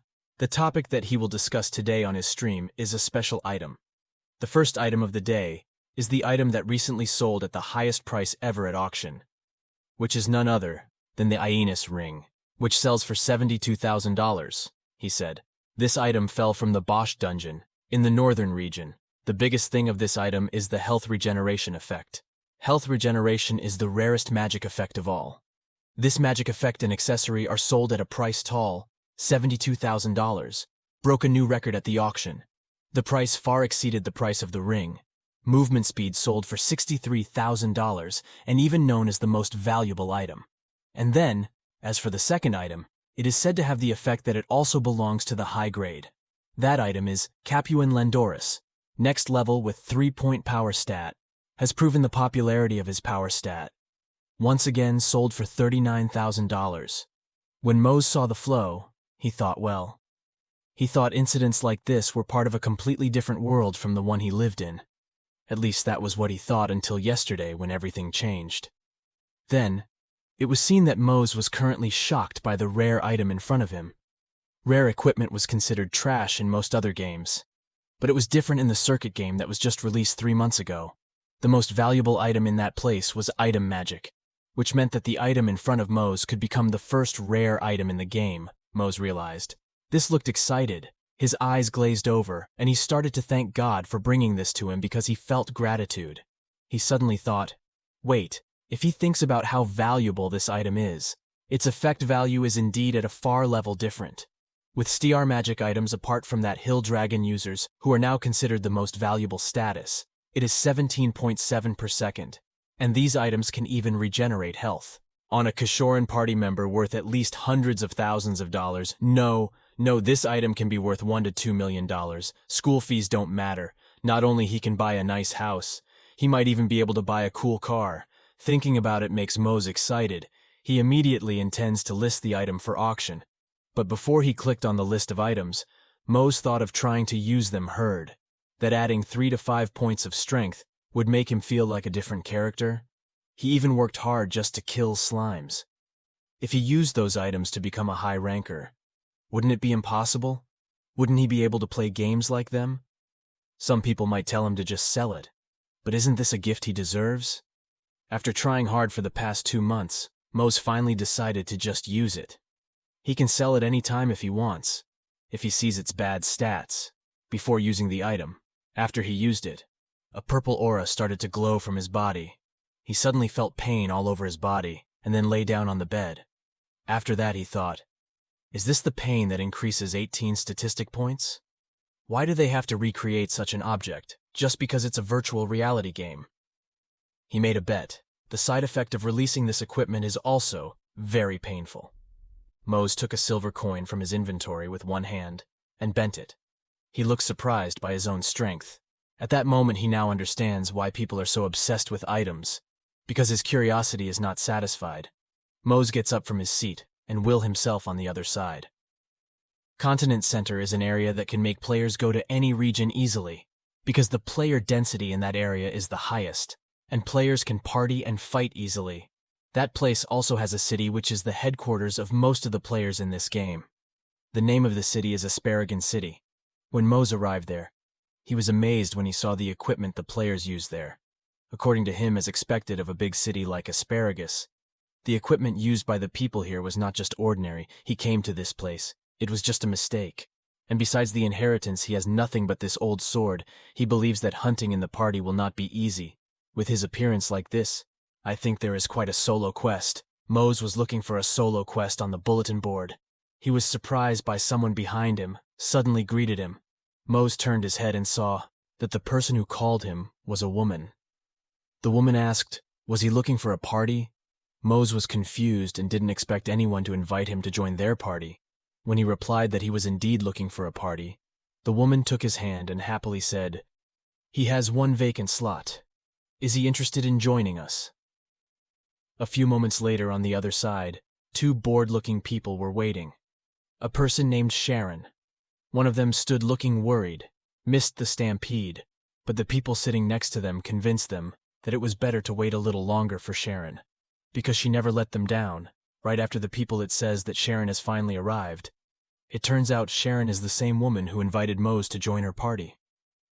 The big uncle who was worried before was shocked by Mose. He obviously thought that Mose had a level 1 starting equipment, and his sword looked like it was about to break.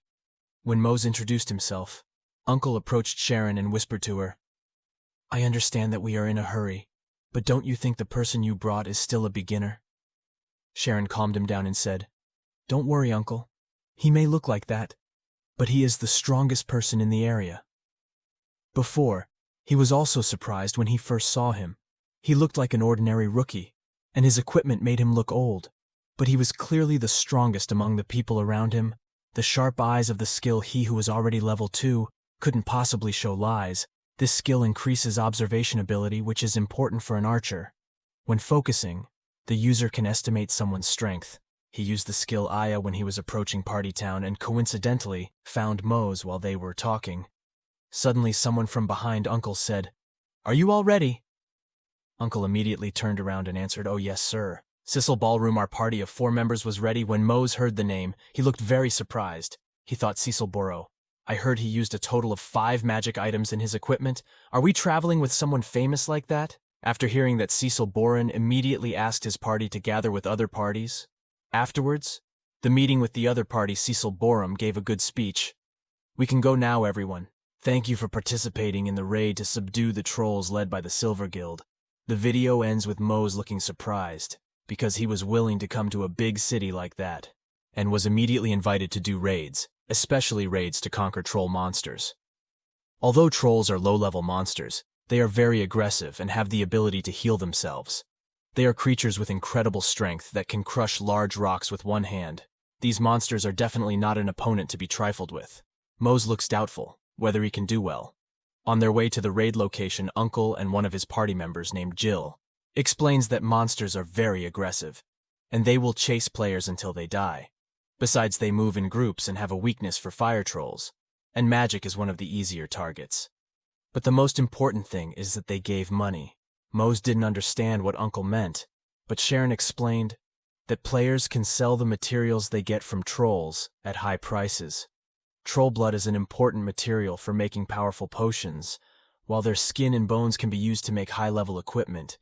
Usually the big guilds monopolize control over quests like this. So for ordinary players like those who participate in this mission, luck even more.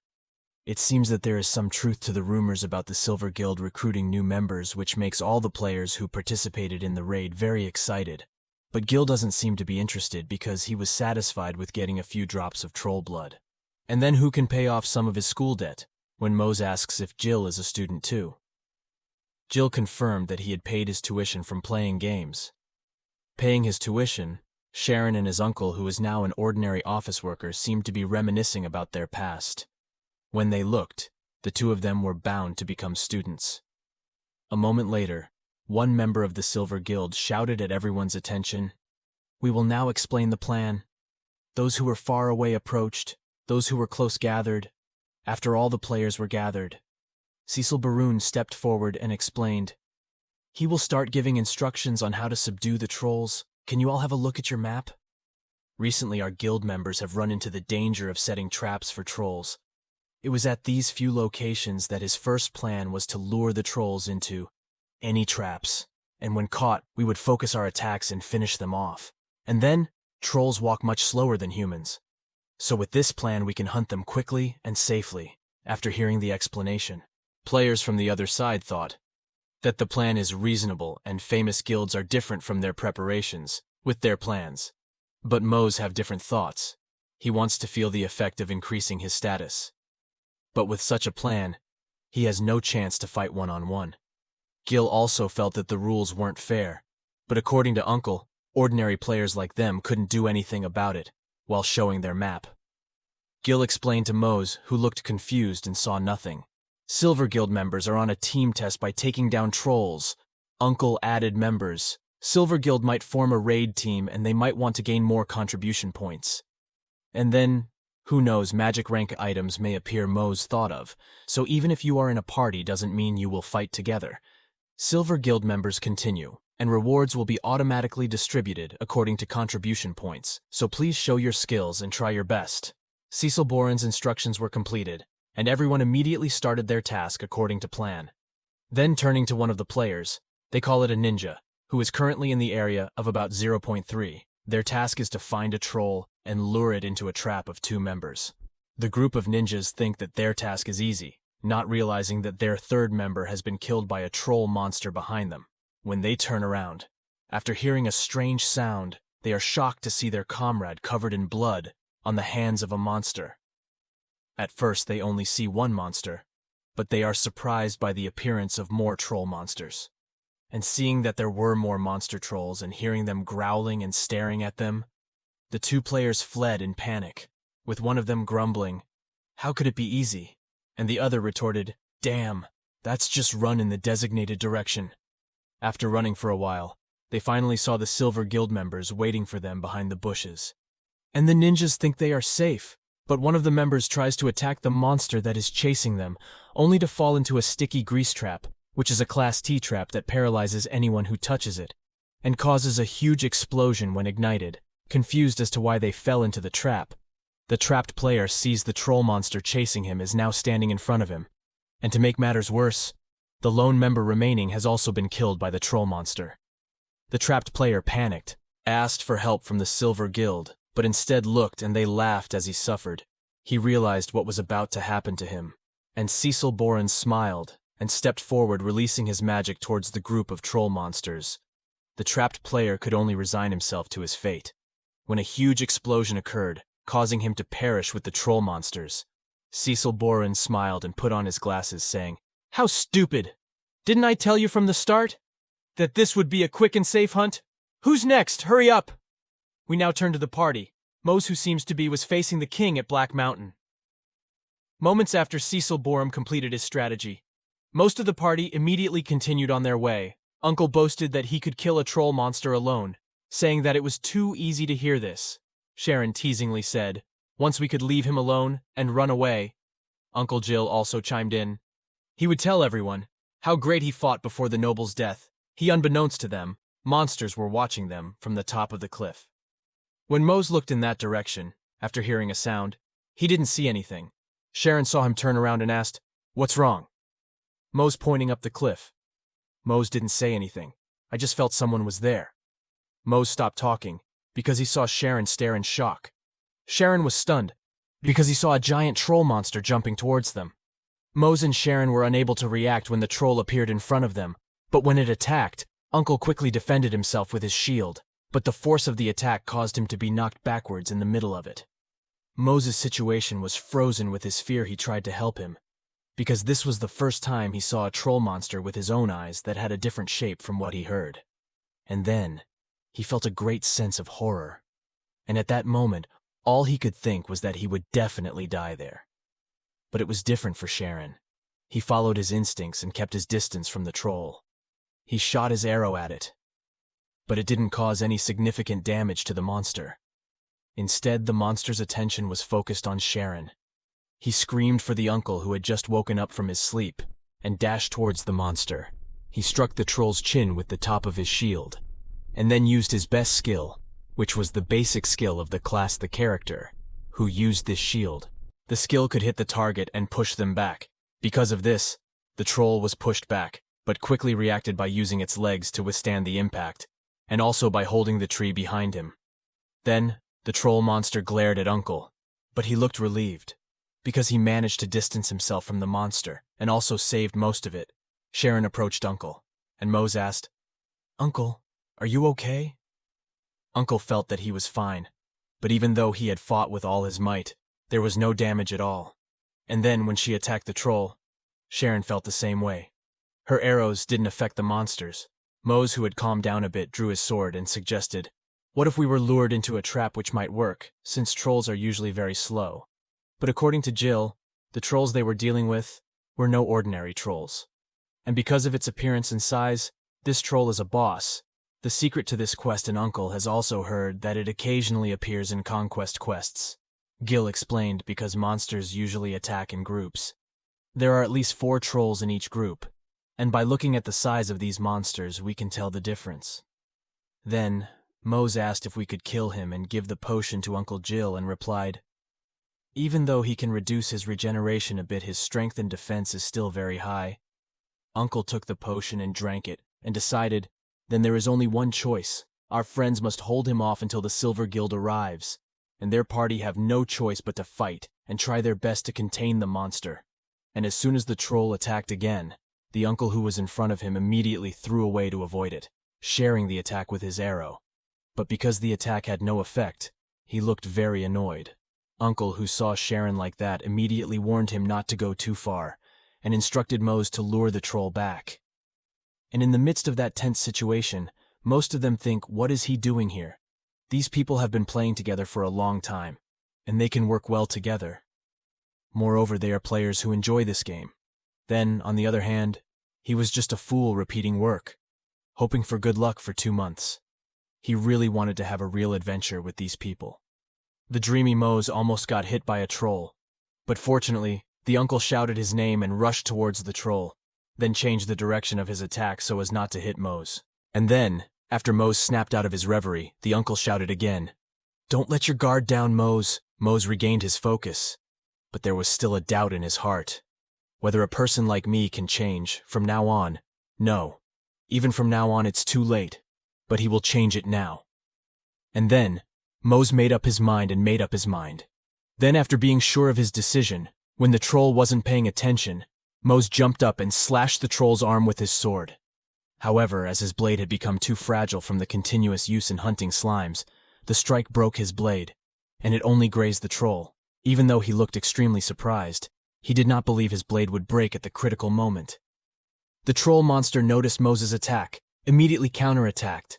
Mose, with his punch still shocked, couldn't react, and was thrown far back by the troll's punch, which reduced his vitality by 20, and destroyed Golden Mose's leadership. They didn't move on the other side. Sharon screamed at Gil, who was confused seeing Mose thrown. He went in that direction, full distance. Luckily, Gil was able to react quickly and dodge the troll's attack. Sharon screamed that even one hit would almost kill them, and for now, they should scatter from the area and take turns to lure out the troll. "Come, Uncle, let's hear Sharon's call." Uncle turned to the troll, seeing Uncle getting closer. The troll grabbed a nearby tree branch and swung it to attack Uncle. Uncle dodged the attack and then attacked the troll's leg with the sharp tip of his shield. Then, the attack managed to injure the troll's leg. But the troll didn't let go. The troll immediately counterattacked. But the uncle, who was still in the same position, apparently couldn't pull his shield back either, because he was restrained by the troll. And he immediately shouted so that the uncle would know of an attack coming from the other side. While Mose, who had fainted from the attack of the troll, had regained consciousness. Although he looked sick to his head, he couldn't believe that he was still alive. But what was even more strange was that the necklace around his neck was shining and his stamina had been restored, and all his wounds had healed. As if nothing had happened, most of them thought, so this is the regeneration of the HP that everyone wants.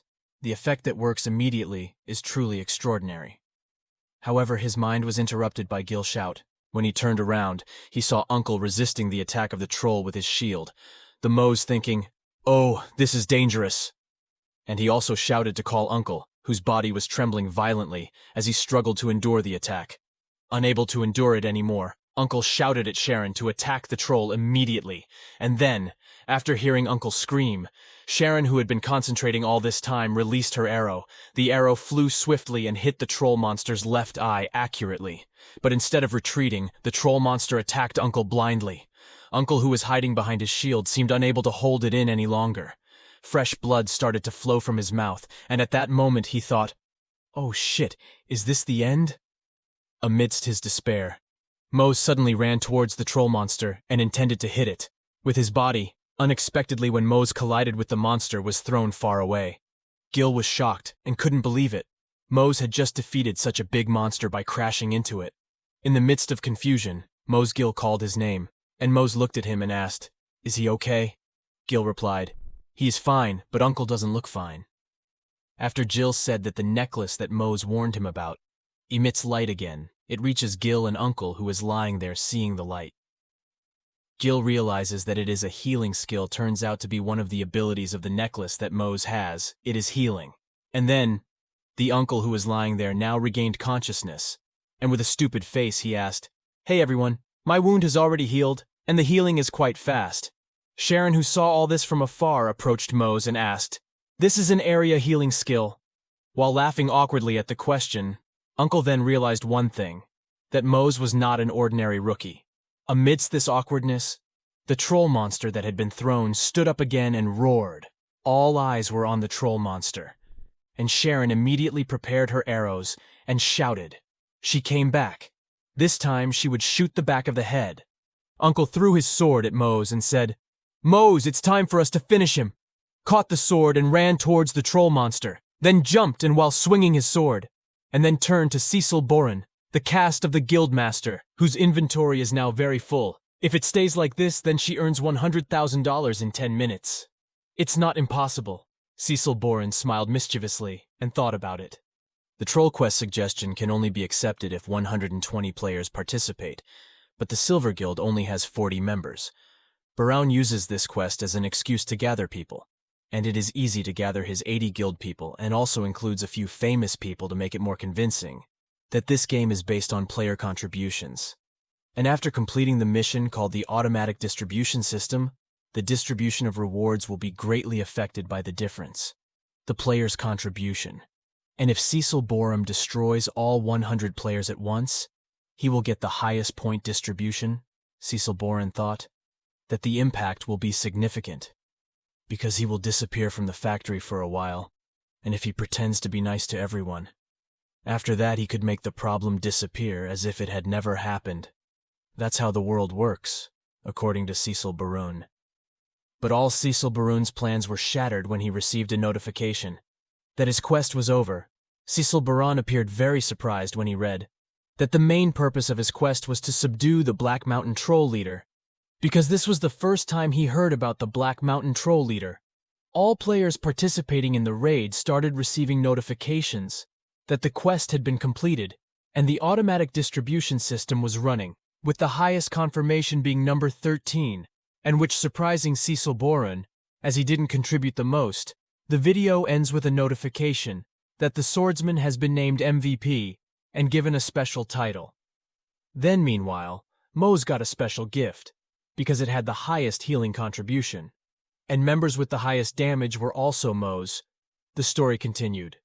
Cecil Boren looked seriously injured and panting. He was not only running out, the plan did not go smoothly, and when he was pondering him, a group of people approached him. One of them said, "So here you are hiding." Cecil Boren looked. He was hiding like a cornered rat. "You are really embarrassing," Cecil Boren, who was in the corner, said. "Damn, why did the Dark Guild do all this? What do you want from me?" The players of the Dark Guild reasoned. "Did you already know? Weren't you the mastermind behind the subjugation incident?" And then, they said, "Trolls just give up. You will die here," with the Dark Guild member who was killed, Cecil Boren, on the spot. And now Mose, who is in Asparagus Square, he is seen entering a shop. But when the shopkeeper asked what he was looking for, Mose looked around and took something out of his pocket, taking out a ring which he said he wanted to use for the auction house. Then, a few hours before, when their party had successfully defeated the leader of the Black Mountain Trolls, the monsters had dropped a very large core, which was an item. The drops from the defeated monsters were similar to treasure chests. There were different types of cores based on the monsters, and the stronger the monster, the bigger the core would drop, and the higher the chance of getting good items. This was the basic principle of playing the circuit. And this is the first time Mose saw such a big drop in the core, and Sharon's suggestion that Mose should be the one to open it, because he has contributed the most to the party, Uncle and Gil also agreed. So Mose stepped forward to open the core. Sharon, Uncle, and Gil looked anxious about the gifts that might come from the core. The most touching moment, the core glowed, and a notification appeared. The gifts they received were Black Mountain Bone, Shield Black Mountain, Coiled Steel Sword, Argon Mountain Boots. Then, the items were distributed according to the level of contribution. Uncle Sharon and Jill looked very pleased with their gifts, just like Mose's reward. Couldn't compare to catching slimes for an entire day. And then, moving on to the present, where Mose would list the items he obtained at the auction. But he looks confused, mostly thinking, is this amount correct for the initial price of his ranking? In the real world, it is around 80 million. He has already set the price, because the price of magic items fluctuates depending on the type and effect. Recently, the price of goods has fallen. He will just do it. Please let many bidders are high. Finally, Mose lists the items. Sometimes passes by, and now Mose is in the hotel, but he is still thinking about the item he is auctioning. This magic item, probably at number 82, is too cheap. Should he increase the price a little more? Oh no, he already listed it there. No use regretting it now. He is also afraid that if he sets the price too high, the market price will fall. This item has an additional attribute, 1 strength point, so 80 gold. Makes sense. He is tired when he thinks about it. A lot has happened today. He defeated the troll boss while hunting with the first party. He obtained a lot of good items and even made his first game mate. If he doesn't get this rare necklace from Gacha, what will happen to with Mose? It's finally exiting the game, because he has been playing too long. Immediately after exiting the game, he received a message on his smartphone from his mother asking about his health, and if he eats well, as a precaution, he has transferred some money to Mose's account. Mose smiled when he read his mother's message and replied, "Mother, don't worry. He will be paid from a side job, so you don't need to send money." After sending a new message, arrived at form Mose a certain amount. Money has been automatically withdrawn from his account, $65 for monthly rent and $35 for rent arrears. Then Mose seemed annoyed about this. He just received money from his mother, but the balance was immediately used to pay bills. But the next message that came made Mose jump in surprise. At first he thought his balance would be used to pay more bills, but in fact his account balance had increased. Mose laughed happily when he saw the amount in his account. He was now sure that his future was here. Circuit earns $30,000 in a day. It's not impossible. After a while, Mose looks out from the official Korean branch of Circuit. After withdrawing his money, he prepares to focus on games. He takes another semester off from college and sends money to his mother, then buy fitness equipment and buy powder from Circuit office. Mose planned all of this after selling the item. It was a nutritional supplement for players who couldn't eat while playing the game. When players ate in the game, the VR machine would release the item into the air, and the nutrients from the powder would be absorbed into their skin. And it is the most suitable item for VR games, allowing players to continue playing without eating. But of course, it is best to exit the game and eat real food. While walking home, Mose looked at the game Circuit community on his smartphone, but he was surprised to see that his nickname was trending.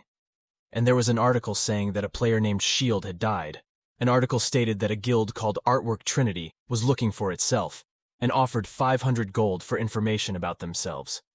Mose, who saw this, could not understand why Cecil Baroon died, and why someone offered 500 gold to find themselves.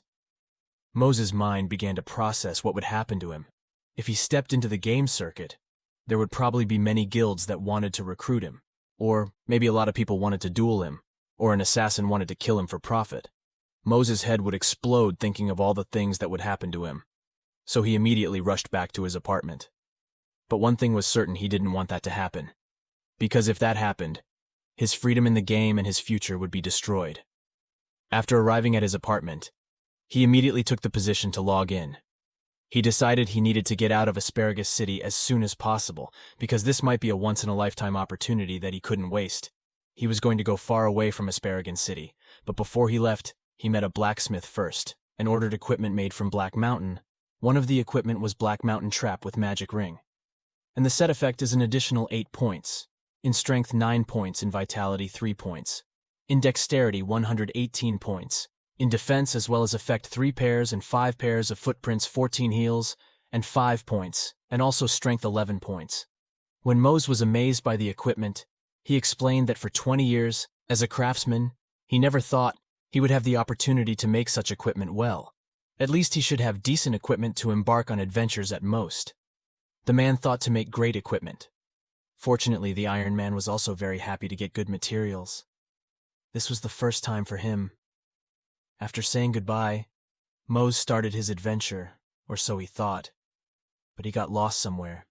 When he thought to rest and sat under a tree, he accidentally saw a strange rock in front of him. With the wind blowing from under the rock, he was curious.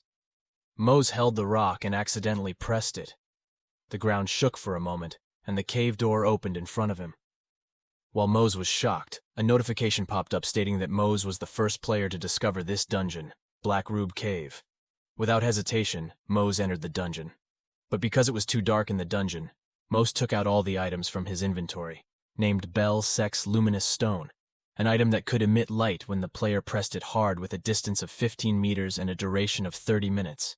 As the mole got deeper, the place became darker, making him more nervous. After walking for a while, finally found a stone inscription with ancient writing, which said, "Cursed words. The skeletons imprisoned us. The shadow of death surrounded our troops. Carrying disgusting blood, those of us who were struggling to defend ourselves fell under the curse and died dishonorably, but unknowingly. While Mose was reading the inscriptions, skeletons of monsters began to appear behind him. When Mose turned around, the skeletons were already approaching him. He thought too much. He did expect something to happen, but isn't this too hard? Mose has to fight dozens of skeletons. He keeps swinging his sword over and over again, but the skeletons seem to be endless. In that state, he thinks too much. Oh shit, this is endless. I don't have a fighting class type and I haven't even learned how to use a sword. But I can fight this many skeletons. Mose, who is constantly cornered, can't hold back the skeletons that keep coming, to the point where skeletons jump and swarm him like a pile of dirt. But at that critical moment, suddenly a huge explosion occurred. Mose's strength came out like an explosion, due to the status he never got according to his level. This was a synergy created from rare ranked armor and weapon accessories. After the explosion, only a few skeletons were left standing, and Mose smiled when he saw it. He then prepared himself with his sword and fought again to end the battle. After a while, Mose managed to defeat all the skeletons present, and he took a breath for a moment. After a notification appeared saying that Mose had leveled up, and Mose was very excited. He only defeated a trash monster, but he managed to level up twice. But in the middle, Mose was startled by the sound of roaring monsters from the corridor behind him. Immediately, Mose turned around and readied his sword. Mose was silent for a while, but since no monsters came out from there, he decided to explore the corridor. He was curious about what he heard and thought.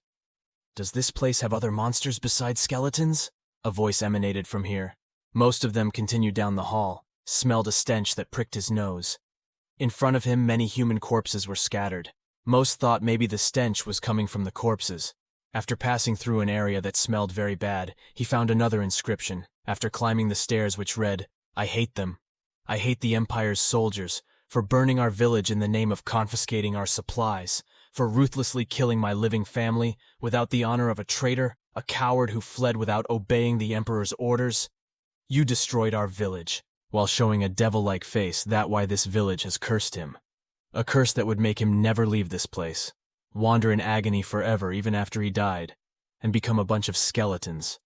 After reading the inscription, mostly thinking, waiting for this to be completely different from what he saw, before knowing that the imprisoned Imperials were killed, and even burning the village itself, how stupid and dishonorable. Suddenly a B-rank notice popped up. Clash Quest subdued the merchants in the sealed team. By uttering cursed words without hesitation, Mose immediately said the cursed sentences he had read earlier. After saying those words, a gust of wind blew and a heart appeared in front of the stele. followed by interlocked bones that had turned from a heart into a fully armored monster with a skull face.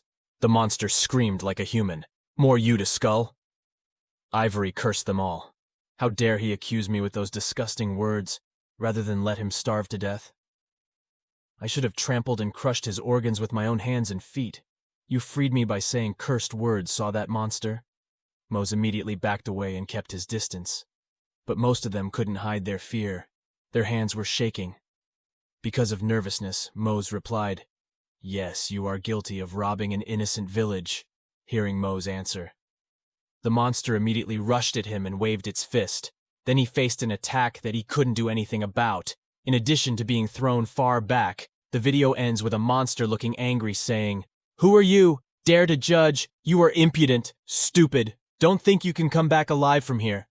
At the beginning of the video, there is a unique monster with its own name like a boss, a troll monster that was previously called Black Mountain, and they are stronger than ordinary monsters, with very different abilities. But even though Mose knows this information, he didn't expect the monsters became very strong.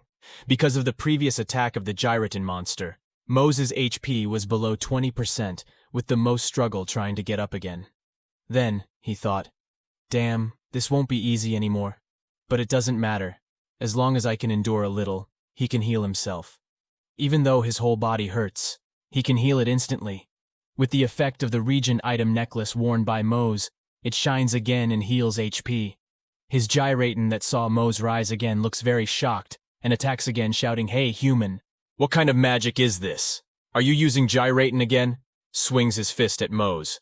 But this time Mose can see his attack. Too slow. Fast. Mose reacted to avoid the attack, and then stood in front of Gyraton. He swung his sword and counterattacked. Mose's attack succeeded in making Gyraton fall. Mose's powerful vitality and agility equipment allow him to move as he pleases. And with this ability, Mose can defeat a monster called Gyraton, whose level is 10 times higher than his own estimation. Oh, so this is how it feels to have strong power. Equipment is like a green deal per equipment. If he has this, he can win over monsters. Gyraton rose again, looking more and more irritated. Maybe his body was cursed, but he never thought he would fall against such a rookie. He would kill him and tear his body free. Then, from his cursed body, this Gyraton threatened, but Mose didn't seem to be affected by Gyraton's rambling, and immediately ran towards him, seeing this Gyraton continuing to use lowly attacks like you, and attacked me without knowing your own weakness. I'll show you the difference in our strength. Suddenly, in front of Gyraton, a magic circle appeared, and in the middle of it was a black sword. Who saw this almost stopped in its tracks appeared shocked. After Gyraton summoned his sword, its level increased. Without hesitation, Gyraton attacked Mose with lightning speed, not once, but twice, and left most of them stunned and rolling on the ground, even though this Gyraton still looked angry, because he couldn't split Mose's body in half, because his damn body was so frustrating. "All your efforts were in vain, human. I will end your life, you lowly creature," Gyraton said. On the other hand, Mose, who has been attacked, seems to be surviving. Then, he thought it was very painful. If he didn't use this equipment, he would have died 20 times by now. But he was different from before. His HP was now 300, and his HP regeneration per second was more than 100. This meant that as long as he could last for 3 seconds without dying, he could recover. He never thought that the necklace he got from the Overlook would have such a big effect. After a few seconds, Mose's HP was fully restored, and he got up again and was ready with his sword. Then, seeing this scream, asked, "How did you get up again, even after receiving my sword strike?" Smiled and explained, "Of course, this is a golden opportunity for me. I will continue to rise, and I will even beat you. Avenge the villagers who died in vain." Hearing the Gyraton, this humiliation became angrier and swung the sword again. Dan Mose blocked the attack with his own sword, but struggled to hold it. Due to Gyraton's immense power, Mose thought he would wait for an opportunity to attack, and then tilted his sword to escape from the pressure of Gyraton's sword. Mose then jumped forward and slashed at Gyraton with his sword. The attack did some damage, and mostly followed up with a series of combos at one point. And because of that, making his enemy feel cornered, and swung his sword back at Mose. But Mose remained calm, as if he had calculated everything. A few seconds before Gyraton's sword hit him, Mose swung his own sword and cut Gyraton's hand, took advantage of Mose's momentum, then combined it with cutting both of Gyraton's knees. Because he had lost both of his legs, he immediately fell down. Then Mose pointed his sword at him and said, "That's enough." Jiraten, even in his current state, still can't accept his defeat. He shouts, "How can this be? Who are you exactly? You being blessed by Bellica, or descendant of Ander, who has opened the chaos of the dead? How can he match him? He was a former swordsman and gold devourer of the honorable imperial army. At least he couldn't believe what he heard and answered, honored a sword warrior. What is he, just a lowly murderer who has tarnished the honor of an emperor? Screams are not willing to be called a murderer, especially by a novice who doesn't understand the duty of a soldier. But most still don't believe it, and asks a soldier's job is to attack the village and slaughter him. Then, he argued, that they had no other choice. They were starving at that time, and during the war, their soldiers didn't even get adequate aid. Those who were about to starve to death sought help from the villages they protected, but they were treated like criminals and chased away. They didn't value protection. They were like ungrateful insects who dared to attack the Empire's soldiers. Mose was embarrassed, but he was also angry.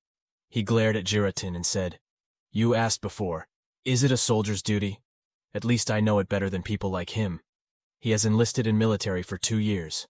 We who have sworn allegiance to country and people." After saying that, Mose raised high and beheaded Jiraten to release all his emotions. After that, Mose turned around and walked away, leaving him, even though we can see. Mose did something cool here. He was actually very embarrassed, because he said something embarrassing, but he was shocked by the notification in front of him, that he has leveled up 6 times. Mose also received an achievement called him, which gains 11 swords, which increases all statistics. With 2 points in the middle of Mose's surprise, he heard a voice behind him. When he turned around, he saw a huge red-colored core not far from him. Then, Mose approached the core of the feeling, that this core was different from the others, which he saw after Mose touched it. The core shined bright, and many extraordinary items emerged from it. Mose was very happy to see all the treasures, but the moment he put all the items into his inventory, his attention was diverted by a sword standing not far away. Mose thought it was a Jiraten weapon used, but when he got closer to the sword, he was shocked once again by the notification in front of him. The notification describes the description of the sword called Engraved Sword 11 Sharma, with a unique rating of longsword. The type made by a Lavager weighs 11.8 kilograms and adds 19 points to the strength stat and 14 points to the dexterity stat. One-handed attack damage is 211 to 231, while two-handed attack damage is 284 to 341. When the engrave skill is activated, the engrave will automatically stick to the user's main hand and disappear after being used during the engraving process. The summoning skill will be learned automatically and can be used to summon the sword around the user. What makes Mose more surprised is that the sword has a unique rating. Polemicon, which contains a small number of chairs, Orma's famous coil.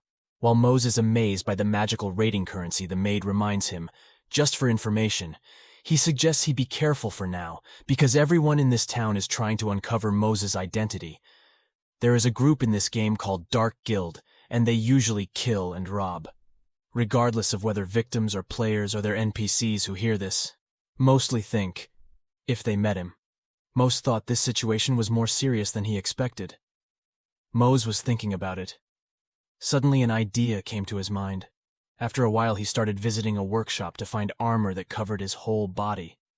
Something strong heard Mose's request, the Iron Man said, that the price would be very expensive, but for Mose it wasn't.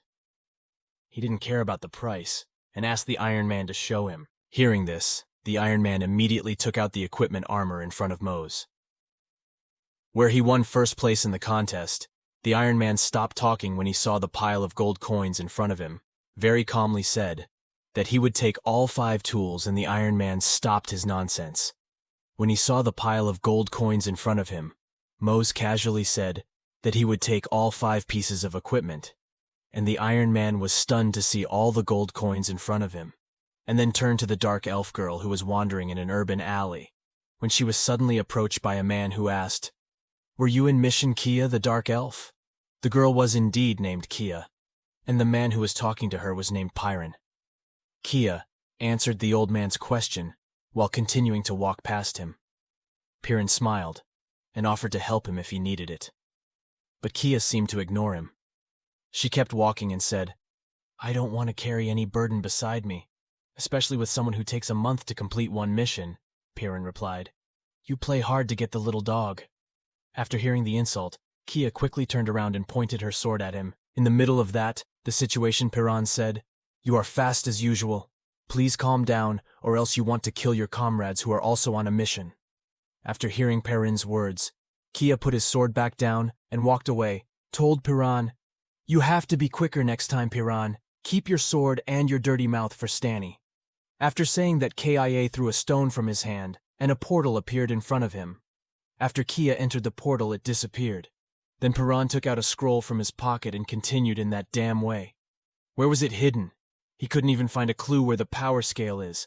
This Mose is seen driving a chariot, being carried by someone he has saved. Before Mose saves the person, when he was almost killed by a monster, and the man thanked him, Mose invited him to ride his chariot. On their journey, they chatted a bit, and Uncle asked Mose if he was a student, because he looks young, who Mose confirmed it, and explained that he started paying his own tuition. So that's where he is now, Uncle is. Then, convinced that Mose's parents would be happy to know that their child could be independent by paying his own school fees, Mose then asked, "How did Uncle get into the game circuit?" And Uncle looked sad as he explained, "It's a long story." But after he was fired, he opened a fried chicken restaurant. Even though it eventually went bankrupt, he heard from people that it was not a bad job, so he tried it. Kane's delivery scale is quite large, so he would lose a lot if the monster attacked him earlier. Did he have a destination in mind, Mose thought, that maybe he could decide on his next destination? And after hearing Mo's answer, Uncle decided okay then, after he decided, he would give him a ride wherever he wanted to go. But most of them seemed reluctant to let Uncle do it. Didn't want to disturb Uncle's work, but Uncle insisted firmly, "Don't worry, it's like traveling with a formidable bodyguard." "Well then, let's meet again sometime. There's a fountain in the middle of Silver Valley, so let's meet there next time." They arrived at their destination after saying goodbye to Uncle. Mose got off the wagon and walked away as he walked. And then, a notification popped up in front of him saying that his equipment needed to be repaired. Then after seeing the notice, made him mostly think whether it needed to be repaired. And then, after he saw it, he thought to himself, getting the Jeratin seal wasn't too bad and everything was going well. He understood that this was a hidden quest. But why the activation conditions were so random? And he had looked everywhere, and for information about it, but I couldn't find anything. Then he thought, why is he being so unlucky? It feels like I'm at a dead end. After the Iron Man finished repairing his tools, then Mose left the man's place, and then he thought, what should he do? Should he meet his uncle first and decide on his next destination? But when Mose was walking to the place his uncle mentioned earlier, he saw a lot of people gathered around the road he passed. A curious Mose saw him, and then he approached the crowd. He approached the crowd only to find that they were watching a heinous act committed by a red brown-haired man. The two guards looked like he was stepping on a player while continuing to scold him. Didn't he say he hates people who are late? According to him, it's easy, which he said. Seeing this, people started talking about him. Because he was a little late in delivering the goods, he was treated like this. He didn't believe that the red-haired man was the heir. And then, why is the heir of the Pauli clan always causing trouble? And on Holy Night, why haven't they put this cruel man behind bars, as a red man who has brown hair? He was about to throw a punch. It turns out that what he was doing was really very cruel. And then, the uncle who saw this and heard the talk of the crowd rebuked him. And then, Mose stepped forward and stopped with the red brown-haired man, who was about to look at the man sharply and ask, is it too late? The only reason to beat someone like this, even though his hands are shaking while holding it? The red-haired man, the red chocolate, immediately released him and threatened Mose. He said that, you bastard. Do you know who he is in Silver Valley? Everyone should listen to him, and if he spoils his mood by arriving late, he deserves to be beaten. If he can't accept his excuses, he can take a beating. And feel this, the red-haired man immediately threw and punched Mose. But Mose easily dodged it, and since it wasn't Mose who attacked first, therefore, he quickly defended himself by countering with his fists. The attack caused the red brown-haired man to be thrown far back, and because of that, he smashed his nearby heart into the wall. And after he attacked, Mose directly asked about the man's condition. The people there were shocked by what Mose did, because he had been on air from Clan Paul. And then, They were wondering if Mose had gone mad. And shortly after someone came with bodyguards, he shouted, "You bastard! Don't you know that I am Mori Valley? How dare you hit my son Python? Attack him!" And after hearing his master's order, the guard stepped forward and drew his sword. He glared at Mose and shouted, "You bastard! How dare you hurt young master? On behalf of the Knights of the Silver Valley, I will punish you." And then he suddenly attacked Mose. And when he saw the attack, Mose summoned his sword Sharma. He quickly blocked the sword attack, even though the python tried to beat him with his strength. On the contrary, the python itself was thrown far back, and he fell on top of Samurai, the boy who just realized both of them were knocked out. At the same time seeing this, Mori ordered the python to fight again. He shouted, "Hey Python, what are you doing? Get up! With this power, how can you still call yourself a knight?" And then, seeing that anger, Mose immediately pointed his sword at him and said, "It's your turn now." Seeing his extraordinary actions, one of the residents there thought the armor might be Ward, Holy Knight 14, and it was from this misunderstanding that the citizens started to support Mose's actions. No wonder he was so strong. And after that incident, they finally came here to carry out an investigation. Enthusiastically, not only did the residents praise him, but they also began to report the cruel acts they had experienced. This criminal Mori had taken all of our income as taxes. Our father was executed for tax issues. On behalf of Bellica, please bring it to court. Even though Mose didn't know what the 14th Holy Night was. After seeing the reaction of the residents, he took advantage of it and asked Mori, "Is everything he just heard true?" Mori, who felt suddenly became stuttered, tried to explain. "That's so not true. Yes, it's just anticipation. If famine occurs everywhere, hearing Mori's strange reason." Mose stressed, if that's the case, what if he visits the mansion? He is now and does a search from top to bottom. Mori, who was afraid, immediately prostrated before Mose and said, "Forgive him, my lord. He has committed a serious crime. Please save Dia's life." Mose was silent for a moment, and after that, then he broke up and said, "Okay." And because he has confessed all of his faults, he's not going to execute him but give all of his money to the people here to hear this. Mose replied that he would, after saying that a notice appeared in front of Mose, due to rumors. His popularity increased by 28.74 points too. Mose, who had completed the Tyrone hidden quest of the Valerie family, would receive a hint to get a rare class. And then, he also received another hidden quest. Quest, on the other hand, two robed people were watching the event from a hill near the town, saw everything Mose did, they talked about it. The engraved sword had been a long time since he saw someone using that kind of sword. The person next to him replied, "Mastercare, you won't punish him, even though he dared to imitate and claim to be one of us. True Mastercare. Explain punishing and casual adventurer. Don't you remember that the heavenly prophet said that the role of adventurers is to make this world a better place? And as he saw our work decline thanks to the adventures of people next to Mastercare, agree that's true. But what kind of adventurer is he, Mastercare? He doesn't know, but he is sure he is Mose, someone who, in the rumors lately, he seems to be very famous." And someone next to Mastercare muttered, "Adventurer Mose looks like we have to keep an eye on him from now on, and then come back." Where Mose looks like he's opening his map and has decided on his next destination, which is Falupe City. Time flies in border town between Falupe Continent and in front of Agent Philippe's office. Mose looks like he's lying down exhausted and frustrated, because he didn't find any clues, despite searching for it for several days, having arrived at a hidden place. Classes in the Falupe are not like regular classes. They have hidden powers or special knowledge that can only be obtained by selected individuals. They are very rare. So there is no information about hidden classes on the forum circuit is surprising because most don't even receive anything from the guest information, which he briefly thought should he search all over the city. In the midst of confusion while looking at the search information board, his attention was diverted by some elves passing by. Mose was surprised to see them there, because it was a completely new experience for him. While admiring the elves, suddenly someone bumped into him from behind and annoyed Mose. But the person who hit him instead scolded him. Instead, Mose, who was already annoyed, cursed that person, saying, "I hope you stumble like a stupid cat." And suddenly there was a loud explosion in front of him. Seeing the explosion, he thought, maybe it was the wind. But it was so fast. But it turned out the explosion came from the person who hit him earlier. This time Mose was thrown hard enough against the wall by someone's attack, and instead of worrying about his condition, The person was worried about the money scattered around. When the person tried to take back the money, someone stepped on him sharply and pointed at him and said, "You are a scammer. How dare you cheat and try to escape?" It turns out that the man is the same man from the video we saw before. Looking at this in front of him, most of them thought, who is the person who looks very strong? But because the ring made Moses' eyes focused on it, and by Piran pointing at the scammer who did not accept being humiliated like that, took out a belt from his shirt and attacked Piran in front of him, but Piran quickly kills the scammer with his sword.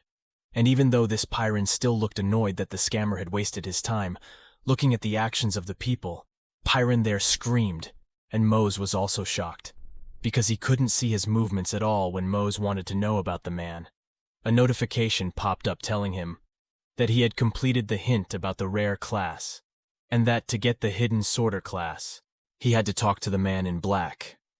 And then, a man with a robe and a Piran while watching the black robe man left the rarest class sorter, and without hesitation, he followed the black robe man.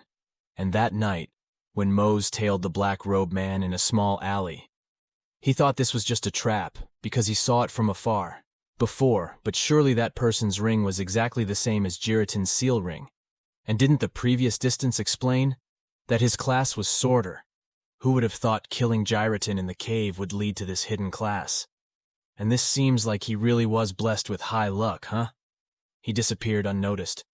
The running he was following had disappeared from his sight, and when Mose was confused, Piran pushed him from behind and dragged him to the alley they had passed earlier. After being dragged roughly, Pi ran past Mose to the ground and pointed his sword at him. Piran pointed at Mose and asked, "Who are you?"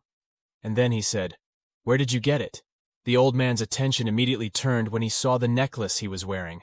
Mose explained to me, "Where did you get it? Someone like you doesn't deserve it." As he answered, "He got it from the gacha." After hearing Mose answer, Piran swung his sword and attacked, causing Moses' HP to drop below 5%. Piran asked angrily, "Did he think he was joking?" Mose explained while panting, "He was serious. Actually, he bought one of the pieces of ruins from an old man in a village named Pandora."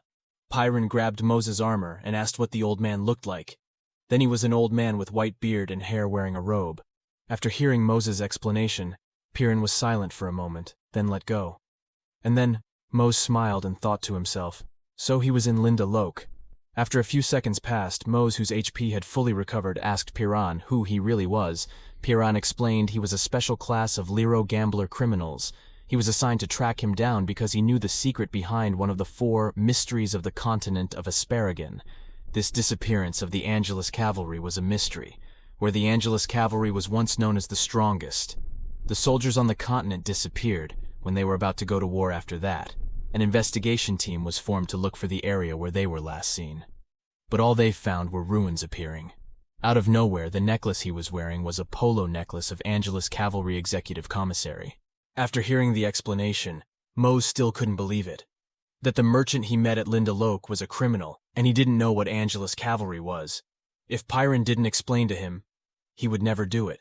Then, as he held the necklace, Mose thought to himself, "I already knew this was a special item, but I never thought it was a special Piran." It glanced at Mose, who admired the necklace, and said, "Your wounds have healed. That necklace is not a replica." Piran smiled and drew his 2 short swords, then quickly stabbed Mose in the head. The attack scratched Mose's visor, and saw the most confused Piran explain, "Because Piran isn't here. If I kill you, the necklace will be mine." Once again shocked by the words, said old man that he never expected that he would end up like this. And then Piran, who still smiled disdainfully, and said, "Of course dead people can't tell." After saying that, Piran quickly attacked Mose again. Seeing Mose's movement, he summoned his sword and shouted, "Sharma!" But because Piran's movement was too fast, he couldn't resist or avoid his attack. When Mose fell, because of that attack, his vitality fell below 10%. When Piran thought he could have his necklace, he was surprised to see Mose was still fine. "Yes, how is your head? Can it still be fixed after receiving that attack? Is he perhaps immortal? He is a person, or a user, or a player who seems to be. Just like he was summoned, but it doesn't matter. Even if he can revive, he only needs to kill him again and again. And then every time Pyron attacked Mose with his own, but due to the significant difference in strength, even though he was able to recover after a few seconds, he still couldn't resist when Pyron attacked him. When Mose wondered if he could endure the pain, it was already behind him, and as a result of the attack, Mose began to lose consciousness. He could only faintly see Pyron in front of him, who was smiling. While raising his sword, when Mose thought he would die there, suddenly a man holding a sword, the man's parents explained that a sworder buried the truth in the sword and swore by his sword. He warned him many times that this mission is level 1 secret. Not only that, he revealed the secret of immortality, but you were also blinded by greed and started behaving like a dog. He declares you a traitor and will destroy you as soon as possible. Mose, who is recovering, is very surprised by the situation in front of him. He wonders, who is the person holding the sword? The old man turns out to be the one holding the sword. The old man is called Master Robin. Maybe one of the old teachers who heard Master Robin said that Pyron looked very scared. He was about to explain the reason, but before that, he asked for another chance. But Master Robin didn't care about the reason and immediately beat him and killed him. Instantly saw that Mose thought was amazing. He killed it, ran so easily. After the cake delivery ran, Master Robin coated his sword and walked towards Mose. Glared at him because Mose knows too much information from Pyron. Master Robin couldn't let him go, who still hasn't fully recovered from the previous attack. Thought Pyron was so strong. Then how strong is this guy? He is on a different level with such a big difference. How it ends? No, he said he will change. He has decided to gamble everything in the circuit. Moreover, this is a hidden class. Such an opportunity will come twice. Even if he had to die like this and receive punishment, he still had to fight now. Mose made up his mind, gripped his sword tightly, and stood tall against the person in front of him. At first, Master Robin was a bit surprised to see Mose, who had recovered, standing in front of him. With sword in hand, Master Robin asked, "Did he already know the difference between our abilities, but still want to fight?" When he replied, "Even though I know I will continue to be chased, I have to do my best." Hearing Mo's answer, Master Robin thought to himself, mentality is extraordinary. Even though he trembles, there is no way because of his bravery he can survive. Even among swordsmen, it seems quite rare. Because Master Robin watched Mose carefully. His attention was focused on the ring that Mose was wearing. He knew it was a seal of the sworder. Master Robin immediately grabbed Mose's neck and lifted him up, asking why a bastard like he has it, at least unable to move at all due to the stranglehold, and weakly explained he got it after defeating Jiraton. Master Robin was surprised when he heard the name mentioned by Mose. Did he just said Jiraton? Confirmed and mastered? Robin paused for a moment, stared intently at Mose. Then he let go and said, "I don't believe you can beat Jiraton, but from your eyes I can tell you are not lying." Most who have fallen to the ground then asked, "Is Shriek also a swordsman?" Master Robin explained. He used to be. A few hundred years ago he betrayed the swordsman and joined the Imperial Army. And then it was just founded at that time, so because no one could match the Imperial Army, he took the opportunity. That's why Jiraton had the seal of the sword. Mose understood why Jiraton had the seal, and apologized for being the one who killed him. First, Master Robin continued, "Well, it doesn't matter that someone has to take care of him in the end, but that doesn't mean he will tell he who knows.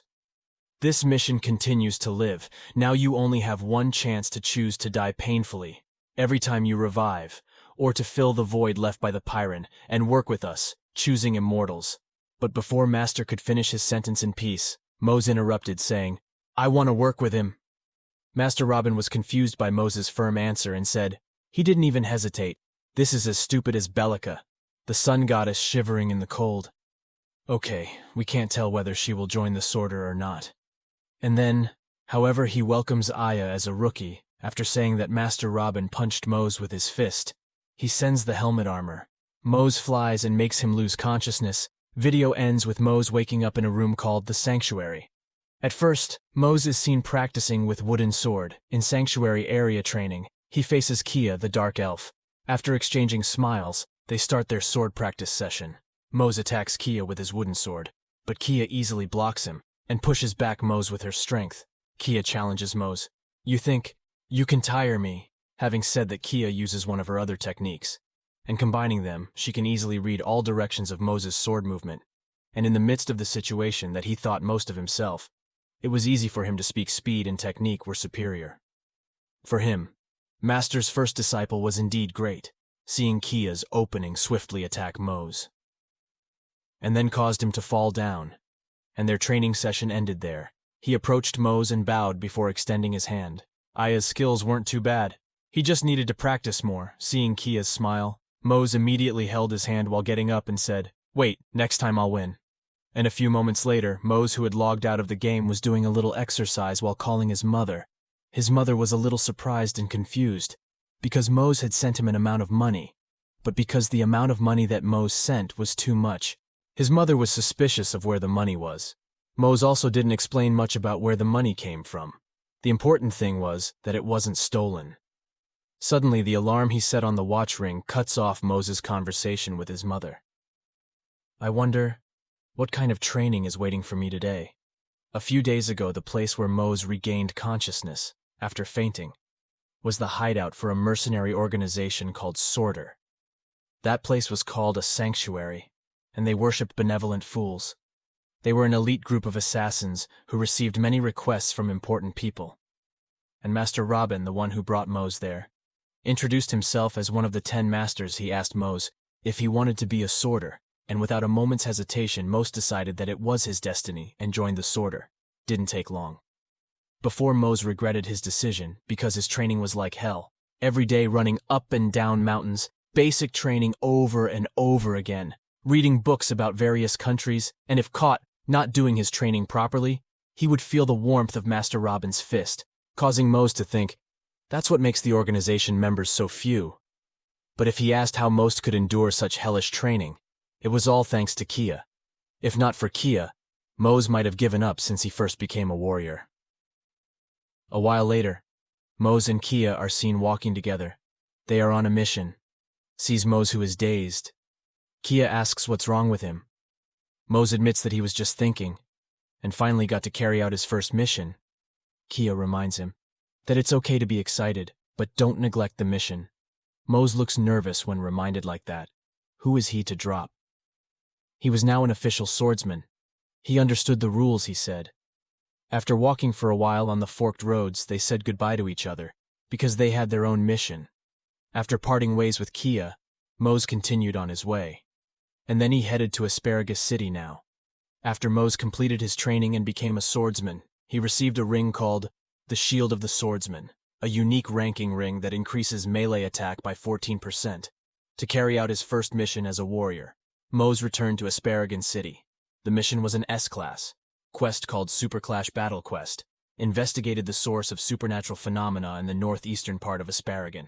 It was requested by the 14 Holy Knights, and the reward is still unknown, because Fleet headed to the northern snow world departing from Asparagus City. When Mo's got there, he saw that there seemed to be a lot more players than the last time he visited. While looking at the equipment that the players used the most, only a few months ago everyone was just hunting slimes for magic-grade items, but now the average player already had pretty good equipment. And then, suddenly someone screamed for help.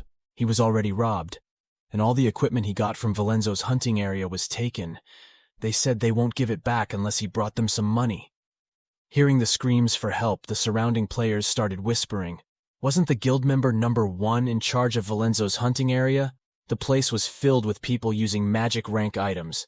I heard that ordinary players and NPCs were kicked out of the public hunting area because they secretly provided goods to the poor. Mo's, who heard all the whispers, became curious about what happened there. We moved to the previously mentioned hunting area, where some members from the number 1 guild blocked other players. They claimed that the area was only accessible to the number 1 guild, but the other players there denied their claims and accused them of monopolizing the area. Instead of explaining why they were doing this, the number 1 guild member threatened the players who wanted to hunt them to leave, or they would be beaten by one of the number 1 guild. One of the members, who was bald, he distracted him when he saw someone he had robbed before. However, as he approached, Mo's blocked him with a smile and stated that the factory's hunting grounds were open to anyone he said was forbidden. People came in here, they boasted again as the number 1 guild, and again the most threatening to get involved, Mo's explained. First he monopolized the hunting area for everyone, and now he threatens. How low can he be, scum? heard Mose insulting those bald ones, angry and intended to beat him. But Mose attacked him first and caused the bald one to be thrown far back. Then, after seeing the bald one being defeated by Mose, his comrades ordered their other members to attack Mose.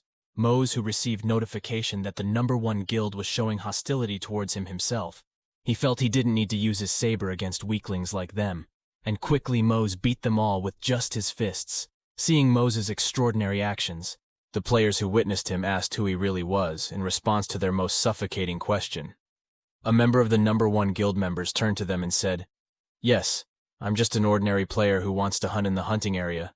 Looking, their opponent was too strong. The #1 guild members became flustered. Suddenly a player approached them from behind, because he heard the commotion there. The player named Suksa, the #1 enforcer captain of the guild, with the presence of the #1 member of the guild who was beaten by Mose, was arrogant again. They were boasting about their enforcer captain who was a ranker. Hearing the statement of the players there, they immediately paid attention to Suksa, who had a bronze badge on his chest, which only people over 9,000 could get. Saw the badges of the players there, convinced that Suksa was the soldier, and started to look scared while Mose was practicing things changed on the circuit. One of the biggest trending topics was the emergence of players ranked from 1 to 3,000 who received gold badges from top 3,001 to 600. They received silver badges, and players from 6,001 to 900 received bronze badges only 3 months ago. The ranking was determined by how famous the player was, but now official information has started to record the ranking rumors circulating, that there are more than 310,000 people. After knowing the successful situation, shouted, "Don't you know that #1 guild has our 7 ranks? Doesn't meet the quota for sending supplies? You all go before he calls the security guard. For disturbing our business, you have to pay us for hitting his subordinates." And then, without hesitation, Mose punched Suksa, and everyone, including big company or whatever, after drew his sword. Mose glared at the #1 guild member, then continued. He wanted everyone to see the business. In 10 minutes, after that, Mose left the players. They looked happy because Mose had helped them. And a few moments later, we moved to the airship named SS Alvius. Mose, who was in the airship, looked excited when he saw it was amazing from there. A moment later, someone approached Mose and asked, "Are you the person who wants to carry out the mission?" Realized that someone was approaching him. Most confirmed when Mose saw the ring worn by the person. He immediately greeted him as usual among the truth sorters, only to be questioned by the sword. When the man did the same greeting, Mose realized that there was a strange aura surrounding. The man in front of him was curious. Mose activated the skill Unique Insight, where he can see the names and levels of other people. After activating his skill, Mose looked surprised to find that the man in front of him was level 91. A few moments passed and they both looked like they were walking on an airship. The Kolar man said that he didn't expect to meet another sorter there. He introduced himself as a sorter. From the loose van, Mose also introduced himself. It was probably because something big was happening in the north. Besides that reason, he wanted to meet them. What if he heard that Mose wanted to know about the 5 greats, and he decided to join them, following Kawar from behind? Mose looked amazed at the grand room they passed through, but what made Mose even more surprised was when they arrived at a room filled with the people they were talking about. Kawar, he explains here, they are the strongest people in this land. Then, seeing Mose and Kawar there, a man named Aurora, a rank 3 missionary with a crown at level 21, asked, "Are you the ones who will be joining us on the mission?" A woman next to Aurora named Ivom, 5th generation merchant caravan at level 217, felt that Mose and Kawar didn't look very strong, and doubted their abilities. But Ivon's statement was refuted by a man, here from the 14th Order of the Holy Knight, at level 186.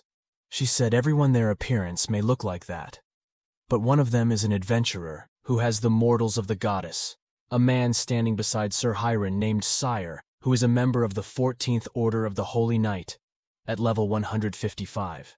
Then, he just looked at Mose and said, after hearing here, Mose's words looked confused, because there was someone who recognized him there. Then an old man at the end of the table stood up and said, "He heard that there is an adventurer who succeeded in becoming a sorter. Is your name?"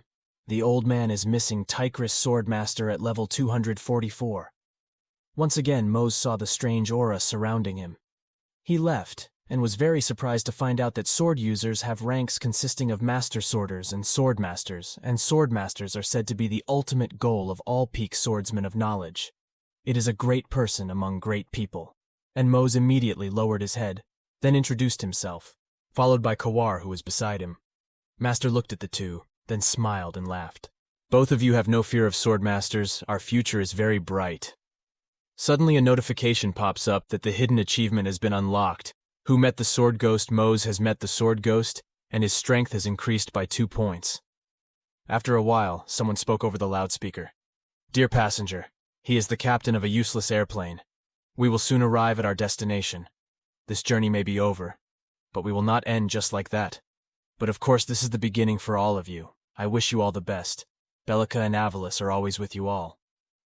After hearing the notification, Master leaves and the other 4 leave Mose and Kaloi. He says that they will discuss the details later in the lounge room. When Mose sees them off, he is shocked by the notification that his quest rank has been upgraded from S rank to SS rank. After a while, the 7 of them gathered in a room on the snow wall north of Langnes. They were discussing the details of their quest. But the main topic now was the notification from the document stating that the quest difficulty had suddenly increased. Mr. Bond seemed worried that if the difficulty continued to increase, they might have to cancel the quest they had received.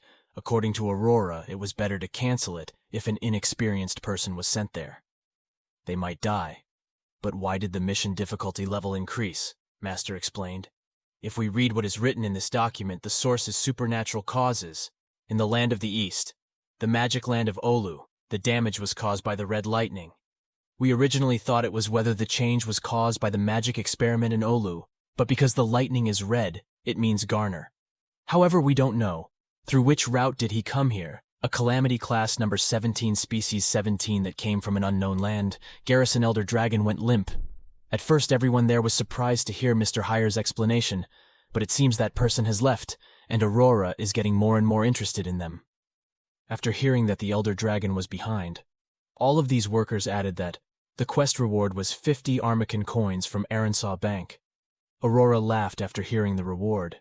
The Order of 14 Holy Knight was indeed good. It likes courage, but it seems Miss Yvonne needs something other than money for the reward. After hearing Miss Yvonne's request, he is unsure of what Mr. Bond wants. After hearing Mr. Hire's words, Master went saying, he doesn't need any gifts. If he agrees, the 2 of them can join the party, and that's enough for him.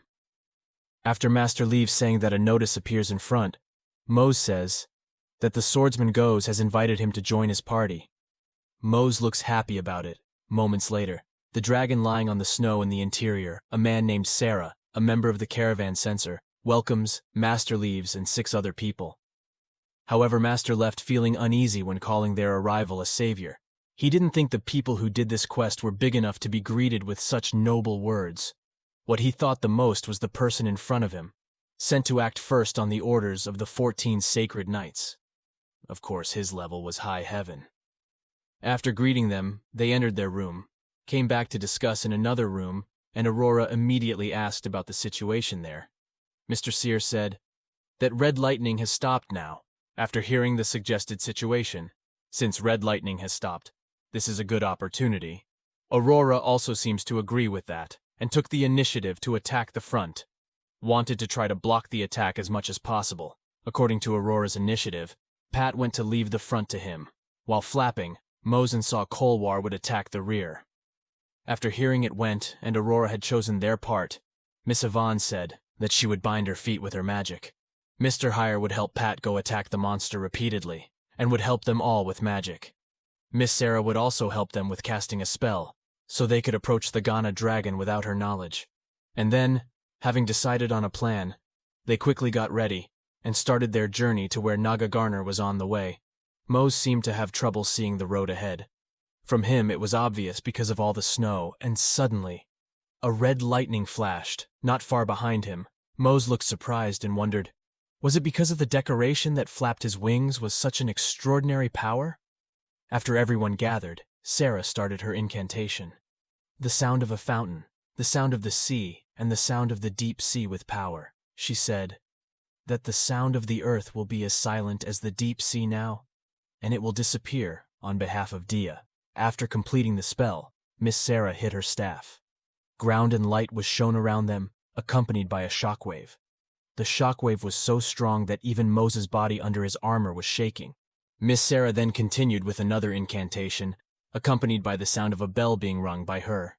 And then, after finishes his additional spell, a notification pops up because Mose has been listening to vocal number 34 continuously, and the buff has been activated. Player health will recover by 583 pounds per second, and all attacks will be increased by 34%. The second buff's remaining time is 7,200 seconds. Miss Yvonne also finds her buff quite useful.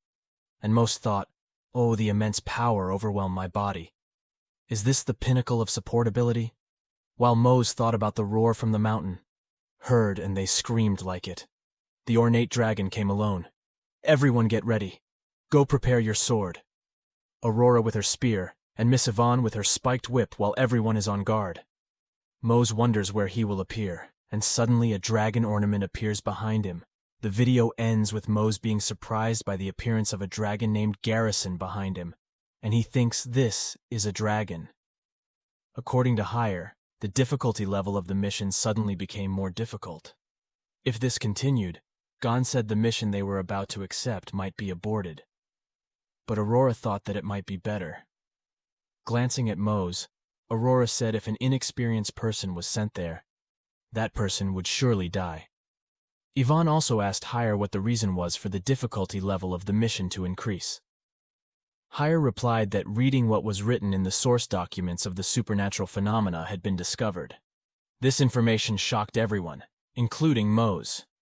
Hire explained that in the eastern continent of Lang, the magical continent of Olu, and in Langaru, were damaged by the red lightning. At first they thought it was because of the changes in the weather caused by the magic experiments in Olu. Talking about red lightning, Gon realized that it was Garnus. Hire replied that he was right, but he still wasn't sure which way to go to get here. Calamity Class number 17 that came from the unknown continent. Elder Dragon Garnas is now in Langnus. Everyone's faces became more serious. Among them all, Aurora suddenly asked what the reward of the mission was. Hire replied that 50 Ormachun coins would be given from the Arantus Bank. Aurora laughed with pleasure. As he had expected of the Order of the 14 Holy Knights, he liked them for being very brave. Then M3 said that he needed something other than money as a reward. So Hire offered food trading rights in Asparagon, and Yvonne, who readily agreed, complimented that Hire did know how to negotiate. And as for Gon, Hire wasn't quite sure what he really wanted. Gon opened his mouth and said that he didn't need gifts or anything, but he would if Hire agreed if Mose and Kalwar joined his party. Mose and Kalwar were surprised too. Mose couldn't believe that this would happen to him. In Langeru, at the Inn of Dragon Lying in the Snow, members of the Sincerity Caravan, Sire welcomed Mose and the others on behalf of Bellica and Velus. Gon, who felt flattered, said that he was not good enough to hear such majestic words. Seeing Sire made Mose wonder if he was the one who was sent earlier on the orders of the 14 Holy Knights. And of course the level is high. Not long after, they had a meeting in a room. To start the conversation, Aurora asked what about the current situation. According to Sire, the red lightning had begun to subside by this time. This made Gon think that now was a good chance, since the red lightning was stopping. Since this was such a good opportunity, Aurora decided to take the front position and she would try to fend off the monster's attacks as best she could. After the front was handed over to Aurora, Gon said that he would lead the sword squad and attack the rear. Mose now knows his role in this fight. Then for the rest, Yvonne took the role of binding Garnus's legs with magic. Hire would support Gon and shower Garnus with attacks, and Seer would support everyone with his magic. Agreeing with their plan, Sire said that he would cast a spell so they could get close to Garnus without being noticed. Because the plan has been set, they began to get ready. On the way to go to Garnus, Mose found it difficult to see ahead because of the heavy snow. Not long after, suddenly, red lightning flashed behind Mose. Mose was wondering what it was, because Garnas was flapping its wings. He could feel that the lightning was an extraordinary force. Seeing that Mose was lagging behind, Kalwar told Mose to walk a little faster. The two of them eventually caught up with the others. Because everyone had gathered, Sire said that he would start using his spell. He then cast his spell and stomped his wand, causing a shockwave around them. The surroundings became a little quieter. Mose felt impressed by the powerful shockwave. Even all the flesh beneath the armor trembled. Sire then played a song, and Seer played the bells. With that melodious Sire chant, everyone also got some buffs. They will now recover 583 GP per second, and all attacks will increase by 34% for 7,200 seconds.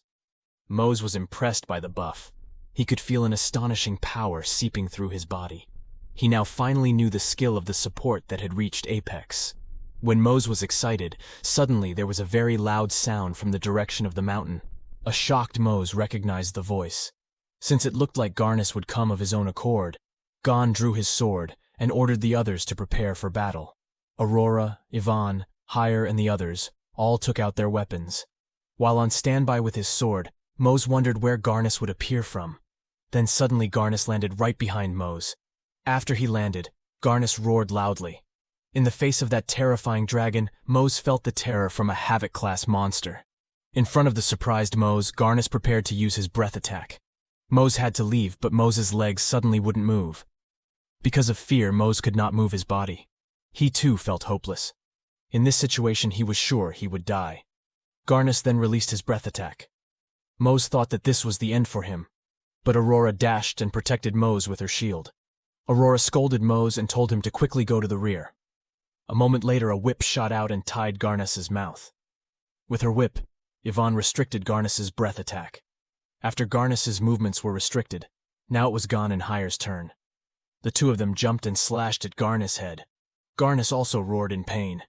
But even though Garnus was in pain, as Gon had expected, with that attack, all they could do was buy time. Watching the fight impressed Mose with the strongest person's party game. It wasn't long before Garnus released himself from the whip that was binding his mouth. Gon also ordered the others to get ready because Garnus was coming. Aurora then said to leave this to her and took a stance with her shield. With her shield, Aurora brought back the fire from Garnus that she had absorbed earlier, then countered it with Garnus's breath attack. Aurora was starting to feel pressured, but from behind, Seer and Sire cast spells and applied debuff effects. From above, Garnus' head appeared a magic circle and applied a deflation debuff effect.